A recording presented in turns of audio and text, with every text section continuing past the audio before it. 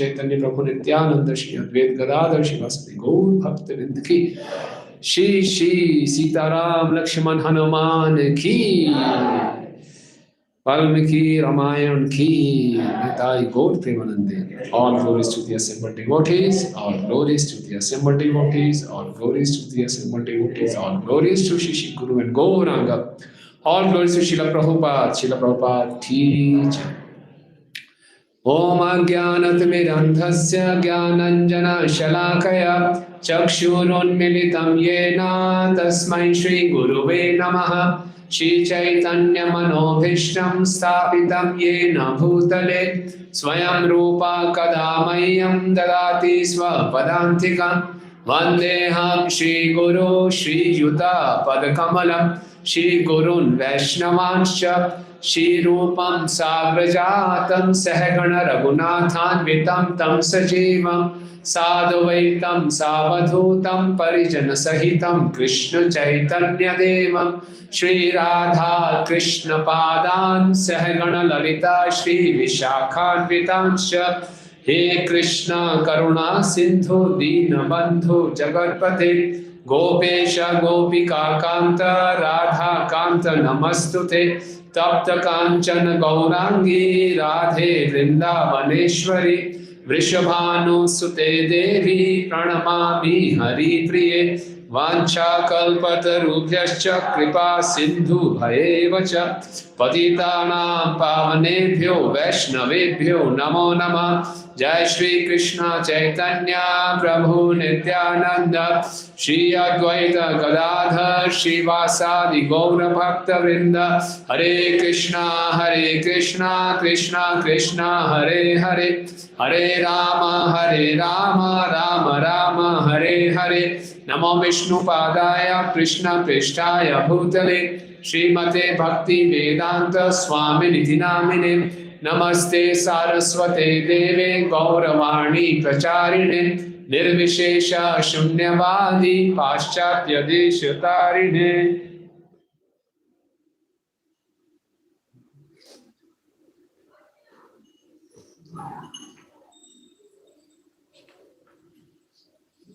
हरे कृष्णा। आप सब भक्तों का हार्दिक स्वागत है इस राम कथा के दूसरे दिन में। तो अभी हम शुरुआत करेंगे मंगलाचरण से, जो हमने कल भी पढ़ा था। कल का दिखाइए। तो वाल्मीकि रामायण जी का ये मंगलाचरण है जिसमें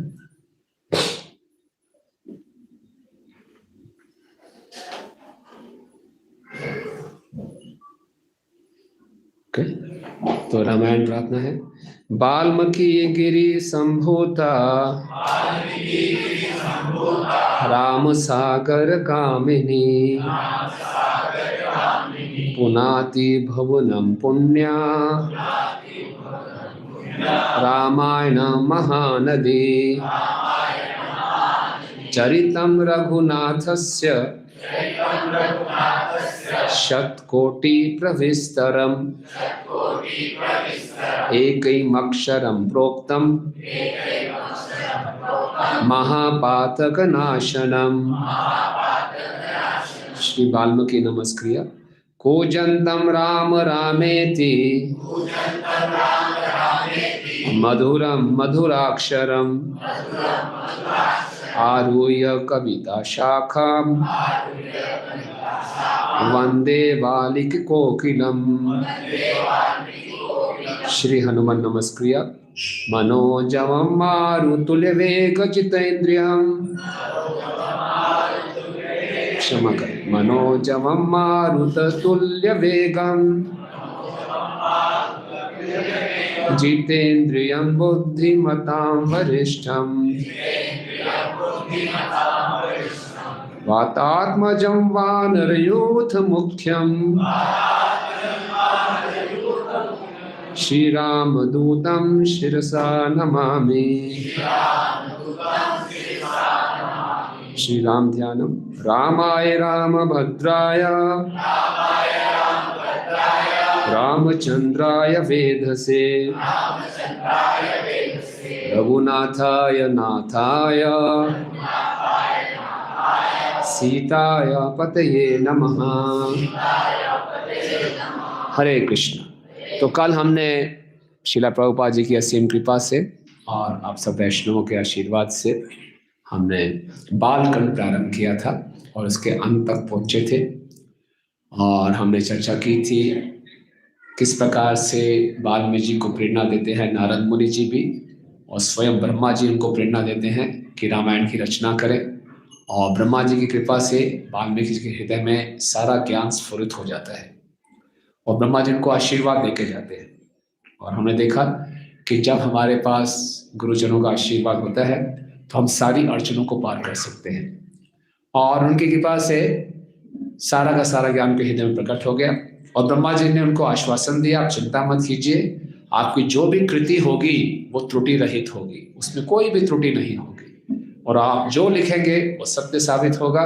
और जब तक इस सृष्टि में पहाड़ हैं, नदियां हैं, रामायण रहेगी, और जब तक रामायण रहेगा आपका भी नाम रहेगा। तो इस प्रकार से वाल्मीकि जी को आशीर्वाद दिया और ब्रह्मा जी के पास वाल्मीकि के हृदय में एक एक रामायण का चरित्र उनके हृदय में स्फुरित हुआ पूरे अपने भावों के साथ। फिर उन्होंने उसको लिखा और फिर उन्होंने सोचा इसका प्रचार कैसे करेंगे, तो किसको चुना? लव कुश को। और फिर लव कुश ने इसका बहुत संगीत में उसका मंचन करते थे। फिर एक दिन ऐसा उनका सौभाग्य जागृत हुआ कि भगवान राम को भी उन्होंने रामायण सुनाई। और फिर हमने बालकांड आगे शुरू किया, कैसे अयोध्या का ऐश्वर्य था, इतना ऐश्वर्य होते हुए दशरथ जी बहुत दुखी थे क्योंकि उनको कोई पुत्र नहीं था। फिर उन्होंने यज्ञ किया, यज्ञ के लिए ऋषि श्रृंग को बुलाया गया। फिर ऋषि श्रृंग की कथा की हमने संक्षेप में चर्चा की थी। और फिर उस यज्ञ से पायस प्राप्त हुआ, उस खीर को उन्होंने किस प्रकार से अपनी 3 रानियों में बांटा, 4 पुत्रों की प्राप्ति हुई, उनका नामकरण हुआ, वशिष्ठ जी ने उनको प्रशिक्षण दिया। और फिर जब 12 साल के हुए तो विश्वामित्र उनको लेकर गए, और विश्वामित्र जी लेकर गए तो कैसे विश्वामित्र जी से राम जी ने हर स्थान में जाके प्रश्न पूछे, उस स्थान का महत्व पूछा, विश्वामित्र जी ने उस स्थान का महत्व बताया, बीच में ताड़का का वध किया और गंगा की कैसे प्रकट हुई वो बताया। और फिर उन्होंने अंत में गौतम ऋषि की पत्नी अहिल्या का उद्धार किया। और जब अहिल्या का उद्धार किया तो अगले दिन सुबह वो मिथिला पहुंच गए थे। तो उनका स्वागत करने के लिए राजा जनक आए और साथ में राजा जनक के उनके मुख्य पुरोहित जिनका नाम था शतानंद। और राजा जनक ने देखा, उन्होंने विश्वामित्र जी को प्रणाम किया और उन्होंने कहा कि ये 2 सुंदर बालक कौन हैं, बहुत तेजस्वी लग रहे हैं। तो फिर विश्वामित्र जी ने उनका इंट्रोडक्शन दिया कि ये दशरथ नंदन हैं, राम और लक्ष्मण, और इनको मैं दशरथ जी से निवेदन करके लाया था। मैंने अपने सिद्ध आश्रम यज्ञ पूरा करना था, असुर हमें सता रहे थे, तो उन्होंने सुबाहु का वध किया, मारीच को भगा दिया, बीच में ताड़का का भी वध किया और साथ में गौतम ऋषि की पत्नी अहिल्या का भी उद्धार किया। जब ये सुना तो गौतम ऋषि के ही पुत्र थे शतानंद, जो कि जनक जी के मुख्य पुरोहित थे। तो बड़े उत्साहित हो गए, बोले क्या कह रहे हैं? हाँ, बोले हाँ, वो मेरी माता दोबारा से प्रकट हो गई। तो बहुत प्रसन्न हुए और उन्होंने भगवान राम को धन्यवाद दिया और फिर विश्वामित्र को धन्यवाद दिया कि आपने मुझे राम के दर्शन कराए। और फिर जो शतानंद हैं वो भगवान राम के सामने विश्वामित्र का गुणगान करते हैं कि विश्वामित्र जो भी आपको आप दिखा रहे हैं ये इस रूप में कैसे प्रकट हुए। तो विश्वामित्र जी का इतिहास बताते हैं। विश्वामित्र जी ने अपना इतिहास बीच में सुनाया था, याद है किसी को? कल सुनाया था विश्वामित्र जी ने। उनके पिताजी का क्या नाम था? गाधी, है ना, गाधी, तो सुनाया था। तो इसके बाद फिर शतानंद विश्वामित्र जी को वर्णन बताते हैं कि विश्वामित्र एक क्षत्रिय थे, राजा थे, राजा गाधी के पुत्र थे। और एक बारी अपनी अक्षौणी सेना लेकर वो निकले बाहर और बीच में एक आश्रम में रुके। वो आश्रम था वशिष्ठ मुनि का। तो विश्वामित्र जी वशिष्ठ मुनि को थोड़ा आदर देने के लिए उनके आश्रम में चले गए। बड़ा सिंपल सा आश्रम था। तो वशिष्ठ मुनि ने उनका स्वागत किया और बोला आप यहाँ रुकिए, कुछ प्रसाद पाके जाइए। विश्वामित्र ने सोचा अक्षौणी सेना मेरी, ये ऋषि जी क्या प्रसाद खिलाएंगे, थोड़े बहुत कंद मूंद खिला देंगे, हम सैनिकों का राजसी लोगों का ऐसे क्या लेना देना। नहीं ठीक है, नहीं आप लेकर जाइए, आप हमारे अतिथि हैं। बहुत ऐसी जबरदस्ती की, ठीक है आपका दिल रख लेते हैं, बताइए जो देना दीजिए। तभी उन्होंने अपनी गाय को बुलाया। उनकी गाय थी कामधेनु, जिसका नाम था सबला। तो सबला को थोड़ा इशारा ही किया, फर्स्ट क्लास फीस्ट आ गई, 56 भोग धड़ धड़ धड़ धड़ इकट्ठे सारे हो गए और सब सैनिकों ने खूब पाया। तो राजा विश्वामित्र को बड़ा ये हुआ, ये तो कमाल हो गया, 1 सेकंड में इतनी फीस्ट आ गई, बढ़िया। और उनके मन में द्वेष उत्पन्न हो गया, संत जी क्या रखेंगे इसमें, इनको इतने इसकी क्या जरूरत है, ये सारा ऐश्वर्य तो मेरे पास होना चाहिए। अक्सर कई बार लोग भक्तों को देखते हैं ज़्यादा ऐश्वर्य में तो बड़े द्वेष करना शुरू कर देते हैं। ये साधु लोग इतने ऐश्वर्य से कैसे घूमते हैं? एक बार हमने पंजाबी बाग मंदिर में हमने कुछ काउंसिल ने हमारे डिसाइड किया कि बड़ी गाड़ी होनी चाहिए, तो इकट्ठा मंदिर ने 4 स्कॉर्पियो गाड़ी ले ली। ये बात है सन 2011-12 की है ना। उसमें बहुत महंगी गाड़ी होती थी स्कॉर्पियो, और चमकती हुई, एक चेरी कलर की थी, एक वाइट कलर की एकदम।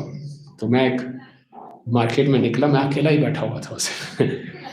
तो मैं बैठा हुआ था और मैं गाड़ी से निकला वापस, कुछ काम था कहीं गया, वापस आके बैठा तो ड्राइवर ने बताया, बोले आप जब निकले तो एक व्यक्ति स्कूटर में आया, उससे देखा कि एक साधु इतनी बड़ी गाड़ी से निकला है, तो पहले स्कूटर से उसने गाड़ी की परिक्रमा की पूरी। फिर ड्राइवर से पूछा ये क्या है, किसकी गाड़ी है? कौन से सेठ की गाड़ी है? बोले सेठ की गाड़ी है। किसकी गाड़ी है? बोले मंदिर की गाड़ी है। मंदिर की गाड़ी है? उसने गाली दी पंजाबी में अपने आप को, कहते मैं पागल हूँ, 2 व्हीलर पे घूम रहा हूँ। तो लोगों को डाइजेस्ट नहीं होता। एक बार श्रील प्रभुपाद जी मॉर्निंग वॉक में थे, तो मॉर्निंग वॉक करते नदी के तरफ मॉर्निंग वॉक कर रहे थे, तो एक व्यक्ति था, नाविक था। प्रभुपाद जी उनके शिष्यों को धड़ाधड़ गालियां देनी शुरू कर दी कि आप लोग पैरासाइट हो, मुफ्त का खाते पीते हो, कुछ करते नहीं हो, निठल्ले हो, निखट्टू हो, बोली जा रहा बार बार, बड़े फ्रस्ट्रेशन में। प्रभुपाद चुपचाप सुन रहे। जब उससे पूरा गाली देना बंद किया, प्रभुपाद जी बोला आप क्यों नहीं रहते हमारे बीच में? आपको भी फ्री का खाना मिलेगा, आ जाओ अब भी। और गुस्सा आ गया और गाली देने लगा। प्रभुपाद बोला ये समस्या है। लोग देखते हैं, ये लोग हैरान होते हैं कि भक्त लोग इतने निश्चिंत कैसे घूमते हैं।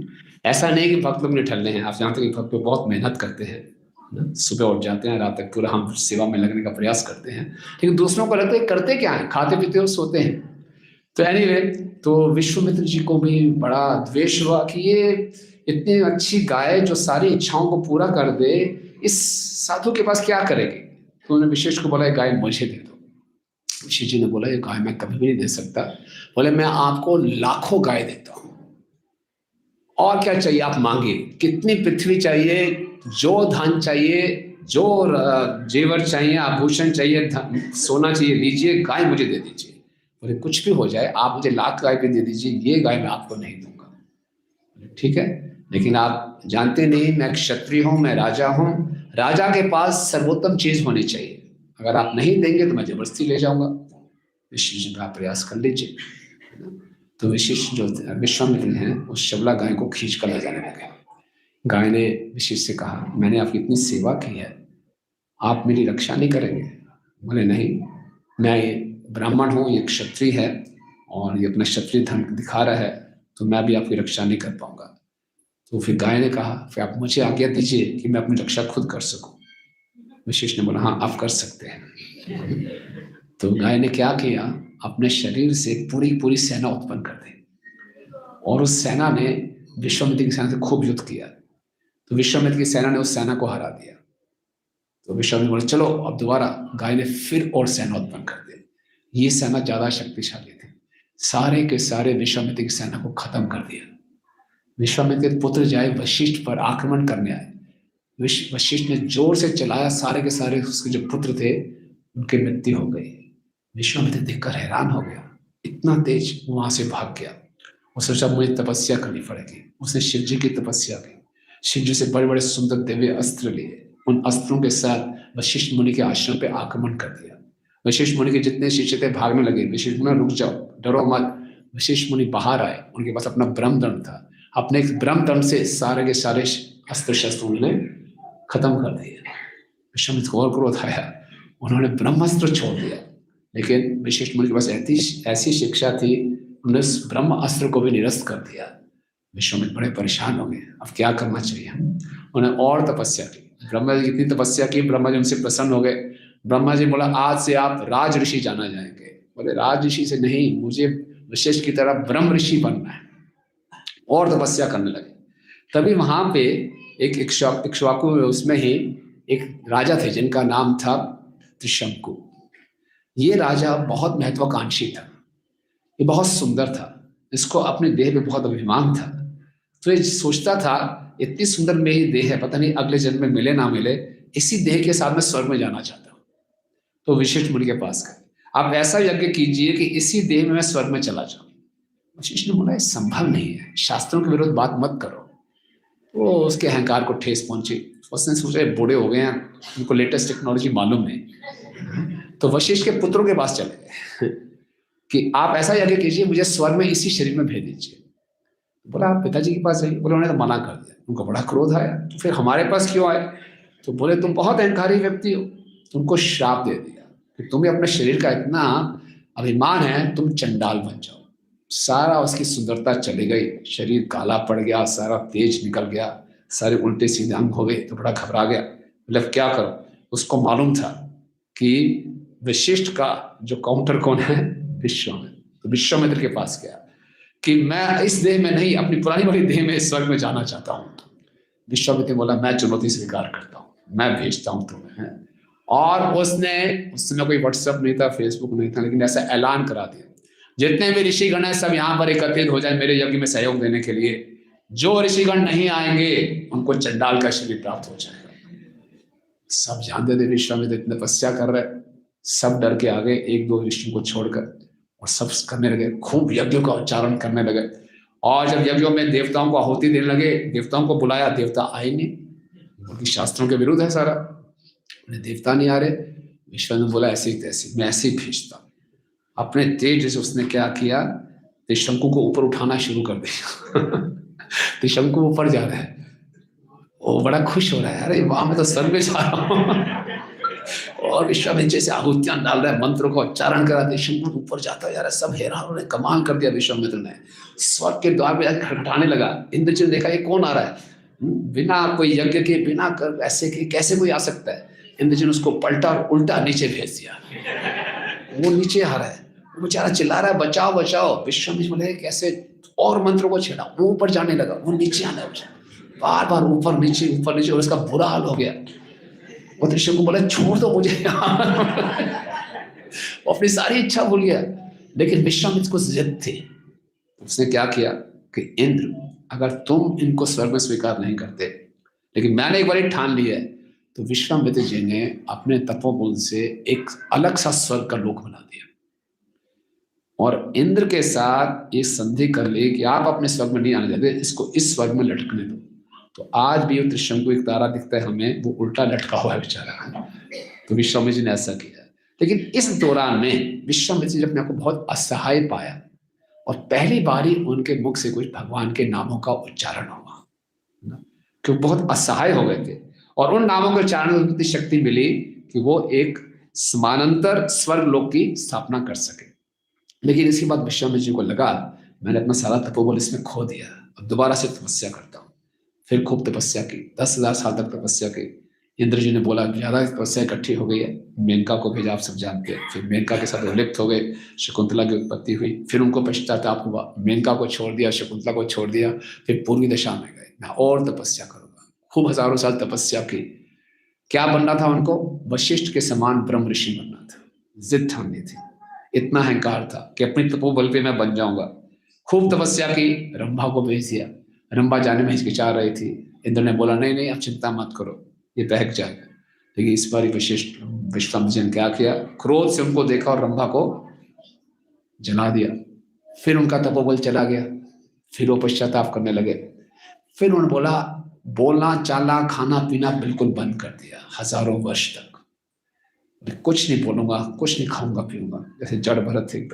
और खूब तपस्या करने लगे, ऐसी तपस्या करने लगे कि उनके शरीर से धुआं निकलने लगा, और ऊपर के लोगों में धुआं जा रहा है। सब बोले, त्राही त्राही मच के इसको कुछ करो। सब ब्रह्मा जी के पास गए। फिर ब्रह्मा जी प्रकट हुए, बोले, ठीक है, तुम्हारी इतनी तपस्या देखकर मैं आपको ब्रह्म ऋषि का पद देता हूँ। उनको ब्रह्म ऋषि का पद मिला। बोले, अभी भी संतुष्ट नहीं हो। बोले, क्यों? वशिष्ठ जी जब यहाँ आके मुझे स्वीकार करेंगे तब मानूंगा। तो सब वशिष्ठ जी के पास गए, ये देखो पूरी सृष्टि में धुआं फैल रहा है, इसको कुछ मत। वशिष्ठ जी आ गए, बोले, ठीक है, मैं आपको स्वीकार करता हूँ, धन्यवाद। तो सब जाने लगे, तुमने रोका, रुक जाओ रुक जाओ। बोले, अब क्या चाहिए? बोले, वशिष्ठ मुनि आप यहाँ रुकिए। तो क्या गए, उन्हें वशिष्ठ मुनि के चरणों में पड़ गए। और उनके चरणों को धोआ, उनका चरणामृत पिया, उनसे क्षमा मांगी कि मैंने आप जैसे इतने उत्कृष्ट व्यक्ति से द्वेष किया और उस द्वेष को लेकर उस बदले की भावना से मैंने इतनी तपस्या की, लेकिन अब मुझे साक्षात्कार हुआ ये सब बेकार था। अगर मैं केवल आपके चरणों की शरण ले लेता मुझे सब कुछ प्राप्त हो जाता। इस प्रकार से विश्वामित्र जी का हृदय परिवर्तन हुआ। तो ये शतानंद ने पूरी कहानी सुनाई राम और लक्ष्मण को। ये कहानी सुनने के बाद विश्वामित्र जी मनन कर रहे थे अपने जीवन के ऊपर और देख रहे थे कैसे मेरे जीवन में परिवर्तन आया, और विनम्रता उनके जीवन में आनी शुरू हुई जब उन्होंने पहली बार भगवान का नाम लिया। और तब से हृदय में उनकी इच्छा उत्पन्न हुई कि मैं भगवान का संग करूंगा। तभी वो दशरथ महाराज के पास गए और राम और लक्ष्मण को उन्होंने मांगा, राम को मांगा। चाहते तो जैसे विशिष्ट ने बताया था कि विश्वामित्र अपने ही तपस्या से असुरों का वध कर सकते थे, लेकिन उन्होंने ऐसा नहीं किया। वो राम का संग चाहते थे और अब उनकी एक और इच्छा थी कि मैं किसी ढंग से राम का विवाह के कभी एक कारण बनूं, उसके बाद मैं निकल जाऊंगा और केवल भगवान राम की भक्ति में जुड़ूंगा, ऐसा उनका मंशा थी। तो उसके बाद राजा जनक राम और लक्ष्मण को देखते हैं और वो निवेदन करते हैं विश्वामित्र जी से कि ये बालक आपका इतना पराक्रमी है, इतनी कम आयु में इतने बड़े बड़े राक्षसों का वध किया है, तो क्या ये हर धनुष को उठा पाएगा? और फिर उन्होंने कथा बताई कैसे सीता उनकी बेटी का जन्म हुआ, किस प्रकार से वो हल जोत रहे थे और कैसे सीता मैया उनको पृथ्वी से मिली थी। सीता जी का एक नाम है आयोनिज, जो किसी योनि से उत्पन्न नहीं होती।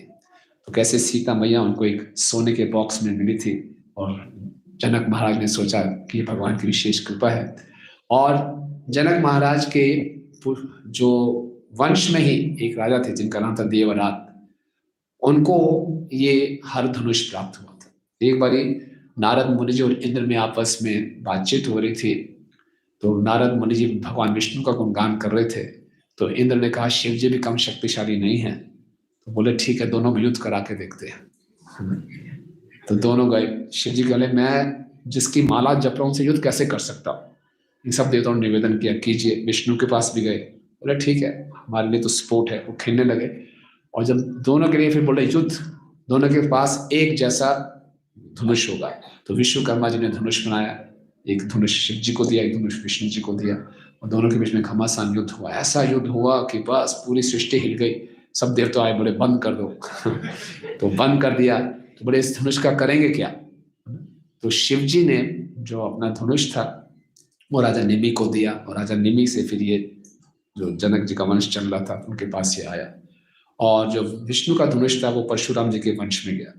तो इसके बाद बोले हमारे पास है, लेकिन इतना भारी धनुष है, जैसे हम कल बता रहे थे, इसको धकेलने के लिए 5000 पहलवान चाहिए और इसको खींचने के लिए 500 बड़े बैल चाहिए शक्तिशाली, और एक बहुत बड़े बक्से में उसको रखा होता था। तो क्या हुआ था, ये कहानी अलग अलग रामायणों में अलग अलग प्रकार से वर्णन आता है कि सीता मैया छोटी सी बालिका थी, अपने सहेलियों के साथ खेल रही थी, सखियों के साथ। तो उनकी जो फूलों की गेंद बनी हुई थी वो धनुष के नीचे आ गई थी। तो सीता मैया गई और बड़ी आसानी से बाएं हाथ से धनुष को उठाया, गेंद निकाली, रख दिया। जब सारा दृश्य देखा कुछ लोग तो वहीं बेहोश हो गए कि क्या क्या हुआ, कैसे उठा के रख दिया। और कुछ नहीं जाके राजा जनक को बताया तो उन्होंने बोला इनको वैद्य जी को दिखाओ, जरा पागल हो गए। कईयों ने आके बताया नहीं नहीं बिल्कुल सत्य है, सीता मैया ने ऐसा ही किया। कई और जगह ऐसा वर्णन आता है कि सीता मैया को फूल तोड़ने थे, फूल तोड़ने की कुछ छड़ी नहीं मिल रही थी तो धनुष उठा के फूल तोड़ने लगे उससे। तो जब जनक जी को मालूम चला और काफी लोगों ने बोला हमने देखा है, तो जनक जी ने फिर निर्णय लिया जब ये लड़की इतनी बलशाली है तो उसके लिए जो वर ढूंढना पड़ेगा इससे ज्यादा बलशाली होना चाहिए। तो बोला जो इस धनुष को उठा लेगा उसे वही सीता से विवाह कर पाएगा। अब ऐसी कंडीशन रखी और सीता जी इतनी सुंदर थी, सारे बड़े बड़े राजकुमार अन्य लोगों से आए, किसी की हिम्मत नहीं, उठा ही नहीं पाया। और सब जनक जी से बड़े क्रोधित हो गए, या आपने कैसी शर्त रख दी। सबने मिलकर जनक जी पे आक्रमण कर दिया। जनक जी बड़े दुखी थे, बड़ी मुश्किल से अपनी रक्षा की। बोले अब इसका विवाह कैसे होगा, मुझे चिंता है, लेकिन बालक राम में मुझे कुछ लगता है शायद कर ले। तो जब भगवान राम और लक्ष्मण ने दर्शन किए उस धनुष के, तो भगवान राम ने विश्वामित्र जी से आज्ञा मांगी, क्या मैं इस धनुष के पास जा सकता हूँ? विश्वामित्र आज्ञा थी। तो भगवान राम बड़े धीरे धीरे आगे बढ़ रहे हैं, है ना। तो रामायण में आता है कि भगवान राम जब आगे बढ़ रहे हैं तो सिंह गति थी उनके अंदर, जो चल रहे थे शेर जैसे, जैसे कहते थे आत्मविश्वास था। और आगे व्याघ्र गति थी और एक चीते जैसे उनमें उत्साह था। फिर आगे गज गति थी, है ना, हाथी की तरह एक मद था, है ना। फिर उसके बाद बताते हैं एक ऋषभ गति थी, यानी कि एक बैल की तरह आत्मविश्वास था। इन सब का उसमें मिश्रण था। लेकिन इतना कुछ होते हुए भी भगवान राम परम पुरुषोत्तम भगवान हैं, फिर भी छूने से पहले एक बार फिर उन्होंने विश्वामित्र जी को प्रणाम किया। जाने से पहले प्रणाम किया, छूने से पहले प्रणाम किया, और फिर उठाने से पहले फिर विश्वामित्र जी को देखा और फिर प्रणाम किया। इसका अर्थ क्या है? जितना हम वैष्णवों को, वरिष्ठों को आदर देते हैं, उतना हमें आशीर्वाद प्राप्त होता है। आशीर्वाद इसलिए नहीं लेना चाहिए कि मैं तो कमजोर हूं, ना। ऐसा होता है कई बार जब हम कोई नई सेवा शुरू करते हैं जिसमें हम ज्यादा, हमारे पास क्वेश्चन नहीं होता, तब हमारे अंदर विनम्रता आ जाती है ना। प्रभु जी मैं तो आपकी कृपा पर निर्भर हूँ, सब, है ना। और जब एक बार क्वेश्चन पूरा आ जाता है, फिर तो क्या, फिर तुम्हारी बाएं हाथ का खेल है। तो भगवान राम के लिए धनुष उठाना बाएं हाथ का खेल था, लेकिन पूरी मर्यादा का पालन कर रहे थे, उनसे आशीर्वाद दिया। तो इसीलिए चाहे हम जैसे भी स्थिति में हों, हमें कभी नहीं भूलना चाहिए कि जो भी हमारे पास योग्यता है वो केवल कृपा से प्राप्त हुई है। और इस बात को हमेशा हम याद रखेंगे तो हम कभी भक्ति के मार्ग से विचलित नहीं होंगे। श्रील भक्ति सिद्धांत सरस्वती ठाकुर महाराज ने अपनी पत्रिका हार्मोनिस्ट में पूतना के ऊपर एक आर्टिकल लिखा था, और बड़ा सुंदर उन्होंने पूतना का एनालिसिस किया था। पूतना भक्तिविनोद ठाकुर क्या बताते हैं, कौन से गुरु कौन से अनर्थ को इंगित करती है? झूठे गुरु ना, दिखावटी गुरु, है ना। तो बोलते हैं कि संस्था में भी कई दिखावटी गुरु प्रकट हो जाते हैं। बड़े दिखावटी गुरु आते कहाँ से हैं? वो कहते हैं दिखावटी गुरु कैसे प्रकट होते हैं।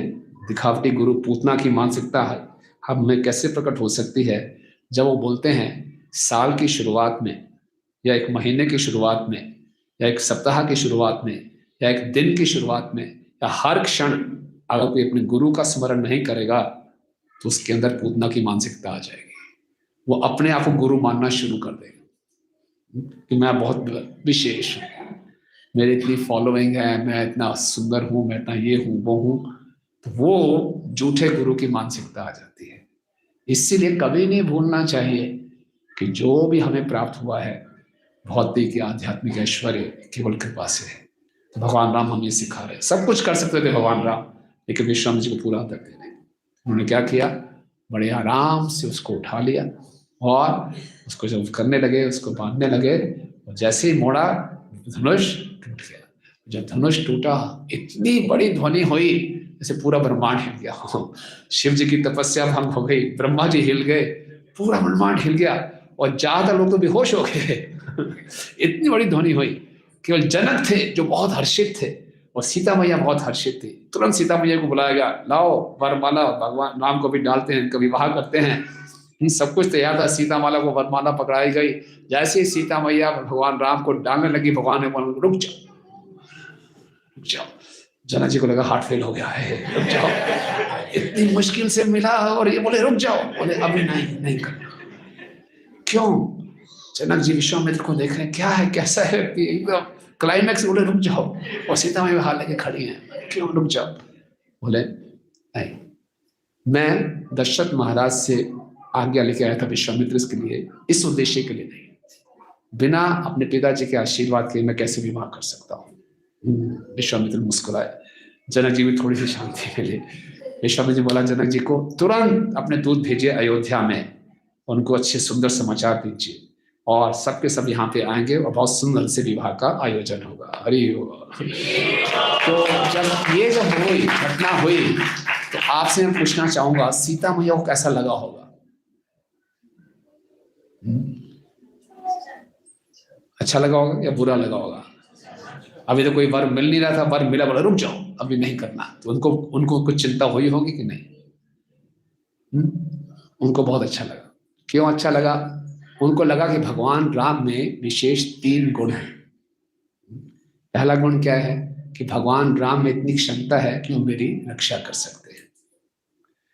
दूसरा गुण ये है कि भगवान राम के अंदर इतनी बुद्धि है कि सही समय पे सही निर्णय लेते हैं। और सही शब्दों का इस्तेमाल करते हैं। और तीसरा बहुत महत्वपूर्ण कि भगवान राम को अपने मन और इंद्रियों पे पूरा संयम है।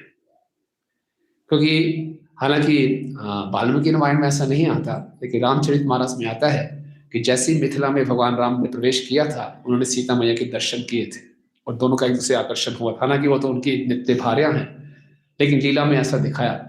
तो भगवान राम ने दिखाया कि मुझे अपने मन और इंद्रियों में पूरा संयम है, और जहां कि मर्यादा का पालन करना है, मर्यादा या सिद्धांत अपनी इच्छाओं से ऊपर है।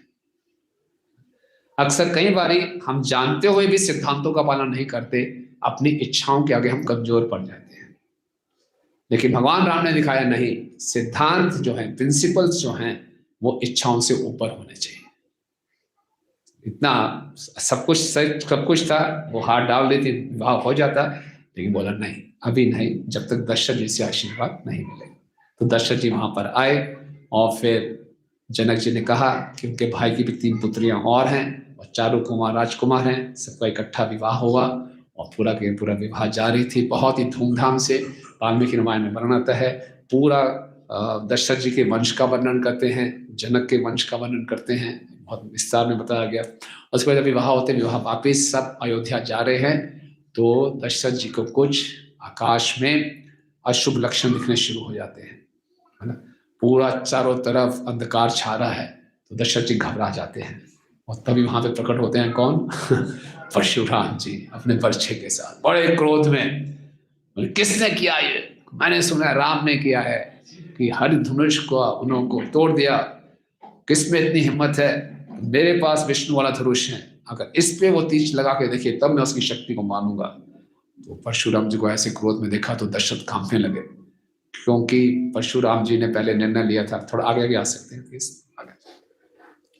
परशुराम जी ने हम देखा था कि उनके पिताजी को क्षत्रियों ने तंग किया था, तो 21 बारी उन्होंने भ्रमण करके सारे पृथ्वी से क्षत्रियों का नाश कर दिया था। लेकिन उन क्षत्रियों को वो छोड़ देते थे 2 कंडीशंस में। अगर कोई क्षत्रिय विवाह में लगा हुआ है तो उसको छोड़ देते थे, या कोई नग्न नारियों से बीच में घिरा हुआ है तो उसको छोड़ दे, बोले इतना वहां जाऊंगा ही नहीं। तो जब जब भ्रमण करते थे परशुराम जी, दशरथ को मालूम चलता था तो दशरथ जी विवाह कर लेते थे उनसे बचने के लिए। तो 350 विवाह ऐसे ही हो गए थे उनके। लेकिन अब आमना सामना करने पड़ रहा है, तो दशरथ जी घबरा रहे थे, कांप रहे थे, और उनके पैर पड़ गए, मेरा बेटा है। तो वो तो उनको वात्सल्य भाव था। तो भगवान राम को अच्छा नहीं लगा। भगवान राम ने परशुराम से कहा, आप अपने पिताजी के, जो आपके पिताजी पे अत्याचार हुआ, उसको प्रतिकार करने के लिए आप इतना क्रोध दिखा रहे हैं, लेकिन आप मेरे पिताजी के साथ कैसा व्यवहार कर रहे हैं? कहाँ है आपका धनुष? वो धनुष लिया और बड़े आसानी से भगवान राम ने क्या किया, उस धनुष में तीर लगा दिया। तो देखकर परशुराम बड़े हैरान हो गए और मैं जान गया कि आप स्वयं विष्णु हैं, मुझे क्षमा कीजिए। भगवान राम ने बोला, ठीक है, आपने बहुत तपस्या किया, आप ब्राह्मण हैं, मैं आपका तो वध नहीं कर सकता। अब मैंने तीर चला लिया, ये तीर कहाँ छोड़ूं बताओ, कहीं ना कहीं तो जाएगा। तो उसके बाद जवाब नहीं था। तो बोले, तीर से मैं, आपने जो अपनी तपस्या के बल पे आपको स्वर्ग लोक की प्राप्ति होनी थी, ये तीर उसको खत्म कर देगा। तो तीर छोड़ दिया। बोले, अब आप अपनी तपस्या के बल पे स्वर्ग लोक की आपको प्राप्ति नहीं होगी। तो परशुराम ने कहा, इतना तो कर दो, जिस पर्वत पे मैं तपस्या कर रहा हूँ वहां पहुंच जाऊंगा। बोले, वहां आप जा सकते हैं। और इसके बाद परशुराम ने उनको प्रणाम किया, उनको स्वीकार किया कि आप स्वयं विष्णु हैं। और फिर भगवान राम और सब भाई अयोध्या में आते हैं, अयोध्या में खूब उत्सव मनाया जाता है, और इस प्रकार से बालकांड समाप्त होता है। ठीक है, तो ये रामायण में, रामायण का एक अर्थ है भगवान राम की कथा। रामायण का दूसरा अर्थ है राम अयनम, जहाँ राम निवास करते हैं। और इस निवास स्थान में उनके 6 कमरे हैं, जो 6 कांड के रूप में हैं। तो बाल कांड के बाद अब शुरू होता है अयोध्या कांड। अयोध्या कांड में बहुत सुंदर वर्णन है। अयोध्या कांड में भगवान की करुणा प्रकट होती है। देखिए, हम सब इस संसार में जो जीव हैं, बार बार जन्म लेते हैं, अलग अलग शरीर धारण करते हैं। क्यों? हमारे मन में अलग अलग धारणाएं हैं, संस्कार हैं, अलग अलग विचारधाराएं हैं। हमें ये पसंद है, ये पसंद नहीं है, ये राग है, ये द्वेष है। उसके बीच में हर वक्त जीव घिरा हुआ है। और जब तक इस राग द्वेष के चक्कर में रहेंगे, इस जन्म मृत्यु के चक्कर से मुक्त नहीं हो सकते, अगला जन्म उसी राग द्वेष के अनुसार मिलेगा। लेकिन भगवान और भगवान के भक्तों के जब चरित्र को सुनते हैं तो हमारी ओपन हार्ट सर्जरी होती है और हमारा हृदय कोमल होना शुरू होता है। हम अपनी गलत धारणाओं से ऊपर उठते हैं। हम सबके साथ ये हो चुका है, थोड़ी बहुत बाईपास सर्जरी हो चुकी है हमारी, तभी हम यहाँ पर बैठे हैं, कथा सुन रहे हैं, कह रहे हैं, है ना, 16 माला जप करते हैं, 4 नियम का पालन करते हैं। हमारे कुछ संस्कार खत्म हुए हैं, कुछ राग द्वेष खत्म हुआ है, लेकिन अभी भी बचा हुआ है बहुत कुछ। जितना हम ध्यान से श्रवण करेंगे, ये राग द्वेषों से हम ऊपर उठेंगे, भक्तों के संग में श्रवण करने से उससे ऊपर उठेंगे। और जितना हम ऊपर उठेंगे उतना हम भगवान राम को, कृष्ण को अपने हृदय में ला पाएंगे। और तब हमारा हृदय जब शुद्ध होगा तब हम भगवत धाम जाएंगे। इसलिए बहुत आप सुनेंगे इस अयोध्या कांड में क्या सुंदर भगवान राम का चरित्र है, क्या भरत जी का चरित्र है। यह अयोध्या कांड शुरू होता है भगवान राम के दिव्य गुणों से और यह समाप्त होता है भरत जी के चरित्र से। तो भरत जी का जो चरित्र है इस अयोध्या कांड का मुख्य, वो जिसे कहते हैं आकर्षण है कि किस प्रकार से भरत जी को सबने गलत समझा और फिर भी वो भरत जी सेवा करते रहे। तो ये वर्णन आगे आएगा।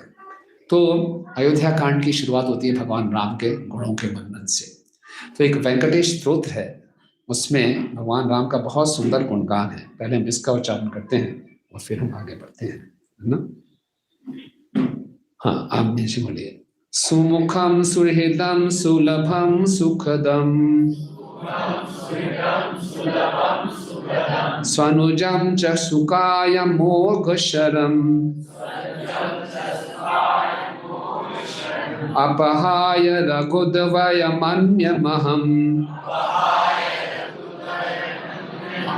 न कथंचन कंचन जातु भजे। बड़े सुमुखम, आपका मुख बहुत सुंदर है। कईयों का चेहरा बहुत सुंदर होता है लेकिन हृदय इतना सुंदर नहीं होता। तो आप सुमुख भी हैं और क्या है, सुहृदय, बहुत सुंदर हृदय है। कईयों का चेहरा भी सुंदर होता है, हृदय भी सुंदर होता है, बट उनको मिलना इतना आसान नहीं होता। स्पेशल व्यक्ति सुलभम, बहुत आसानी से प्राप्त हो जाते हैं। हम देखेंगे भगवान गुहा जी को भी गले लगा लेते हैं, जटायु को भी गले लगा लेते हैं, बड़े सुलभ हैं। लेकिन क्या सबको सुख देते हैं? हाँ, सुखदम, सबको सुख देते हैं। और फिर क्या है, स्वनुजम च सुखायम अमोघ शरम, और क्या है, अपने भाइयों के साथ आप क्या करते हैं, और साथ में जितने भी आपके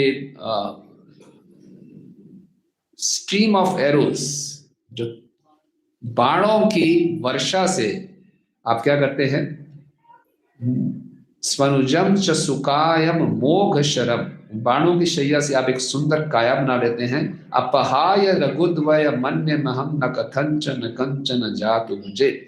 तो मैं ये चाहता हूं कि आपको एक क्षण भी मैं ना छोड़ सकूं, इसलिए क्या है, आप रघु के क्या है, रघु के क्या है, रघुवंश के कंचन हैं, आप उनकी शोभा है। तो ये प्रार्थना वेंकटेश स्तोत्र में आती है। तो भगवान राम के गुणों का वर्णन अयोध्या कांड के प्रारंभ में हुआ और बताया जाता है कि भगवान राम बहुत दयालु थे और अपने से वृद्ध लोगों का संग करते थे। अपने से वृद्ध लोगों का संग करने से क्या लाभ होता है?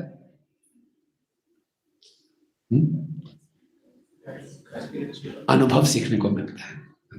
और अपने से ज्ञान वृद्ध थे, उनका भी संग करते थे, उनसे ज्ञान प्राप्त होता था।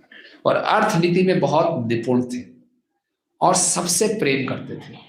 और जो विशेष बात थी भगवान राम में कि सबके अच्छे गुणों को देखते थे और उनकी गलतियों पर नजर नहीं डालते थे, अवगुणों पर ध्यान नहीं देते थे ना। जैसे प्रभुपाद जी कहते हैं, एक मधुमक्खी होती है और एक साधारण मक्खी होती है। तो देखते हैं भगवान के जितने शुद्ध भक्त हैं उनके अंदर भी एक गुण होता है, तो सबके अंदर अच्छे गुणों को देखेंगे, अवगुणों को नकार देंगे ना। परम पूजनीय गोपाल कृष्ण स्वामी महाराज के पास जब भी मैं जाता हूँ, कभी किसी भक्त के बारे में थोड़ा सा भी उल्टा सीधा बोलने का प्रयास करता हूँ, गुरु महाराज पहले उसका एक गुण गिना देते हैं, पहले चुप कर, ठीक है, और भूलते नहीं है। छोटी सी भी सेवा कर देंगे उसके लिए कृतज्ञ रहते हैं, भगवान राम भी और भगवान के शुद्ध भक्त भी।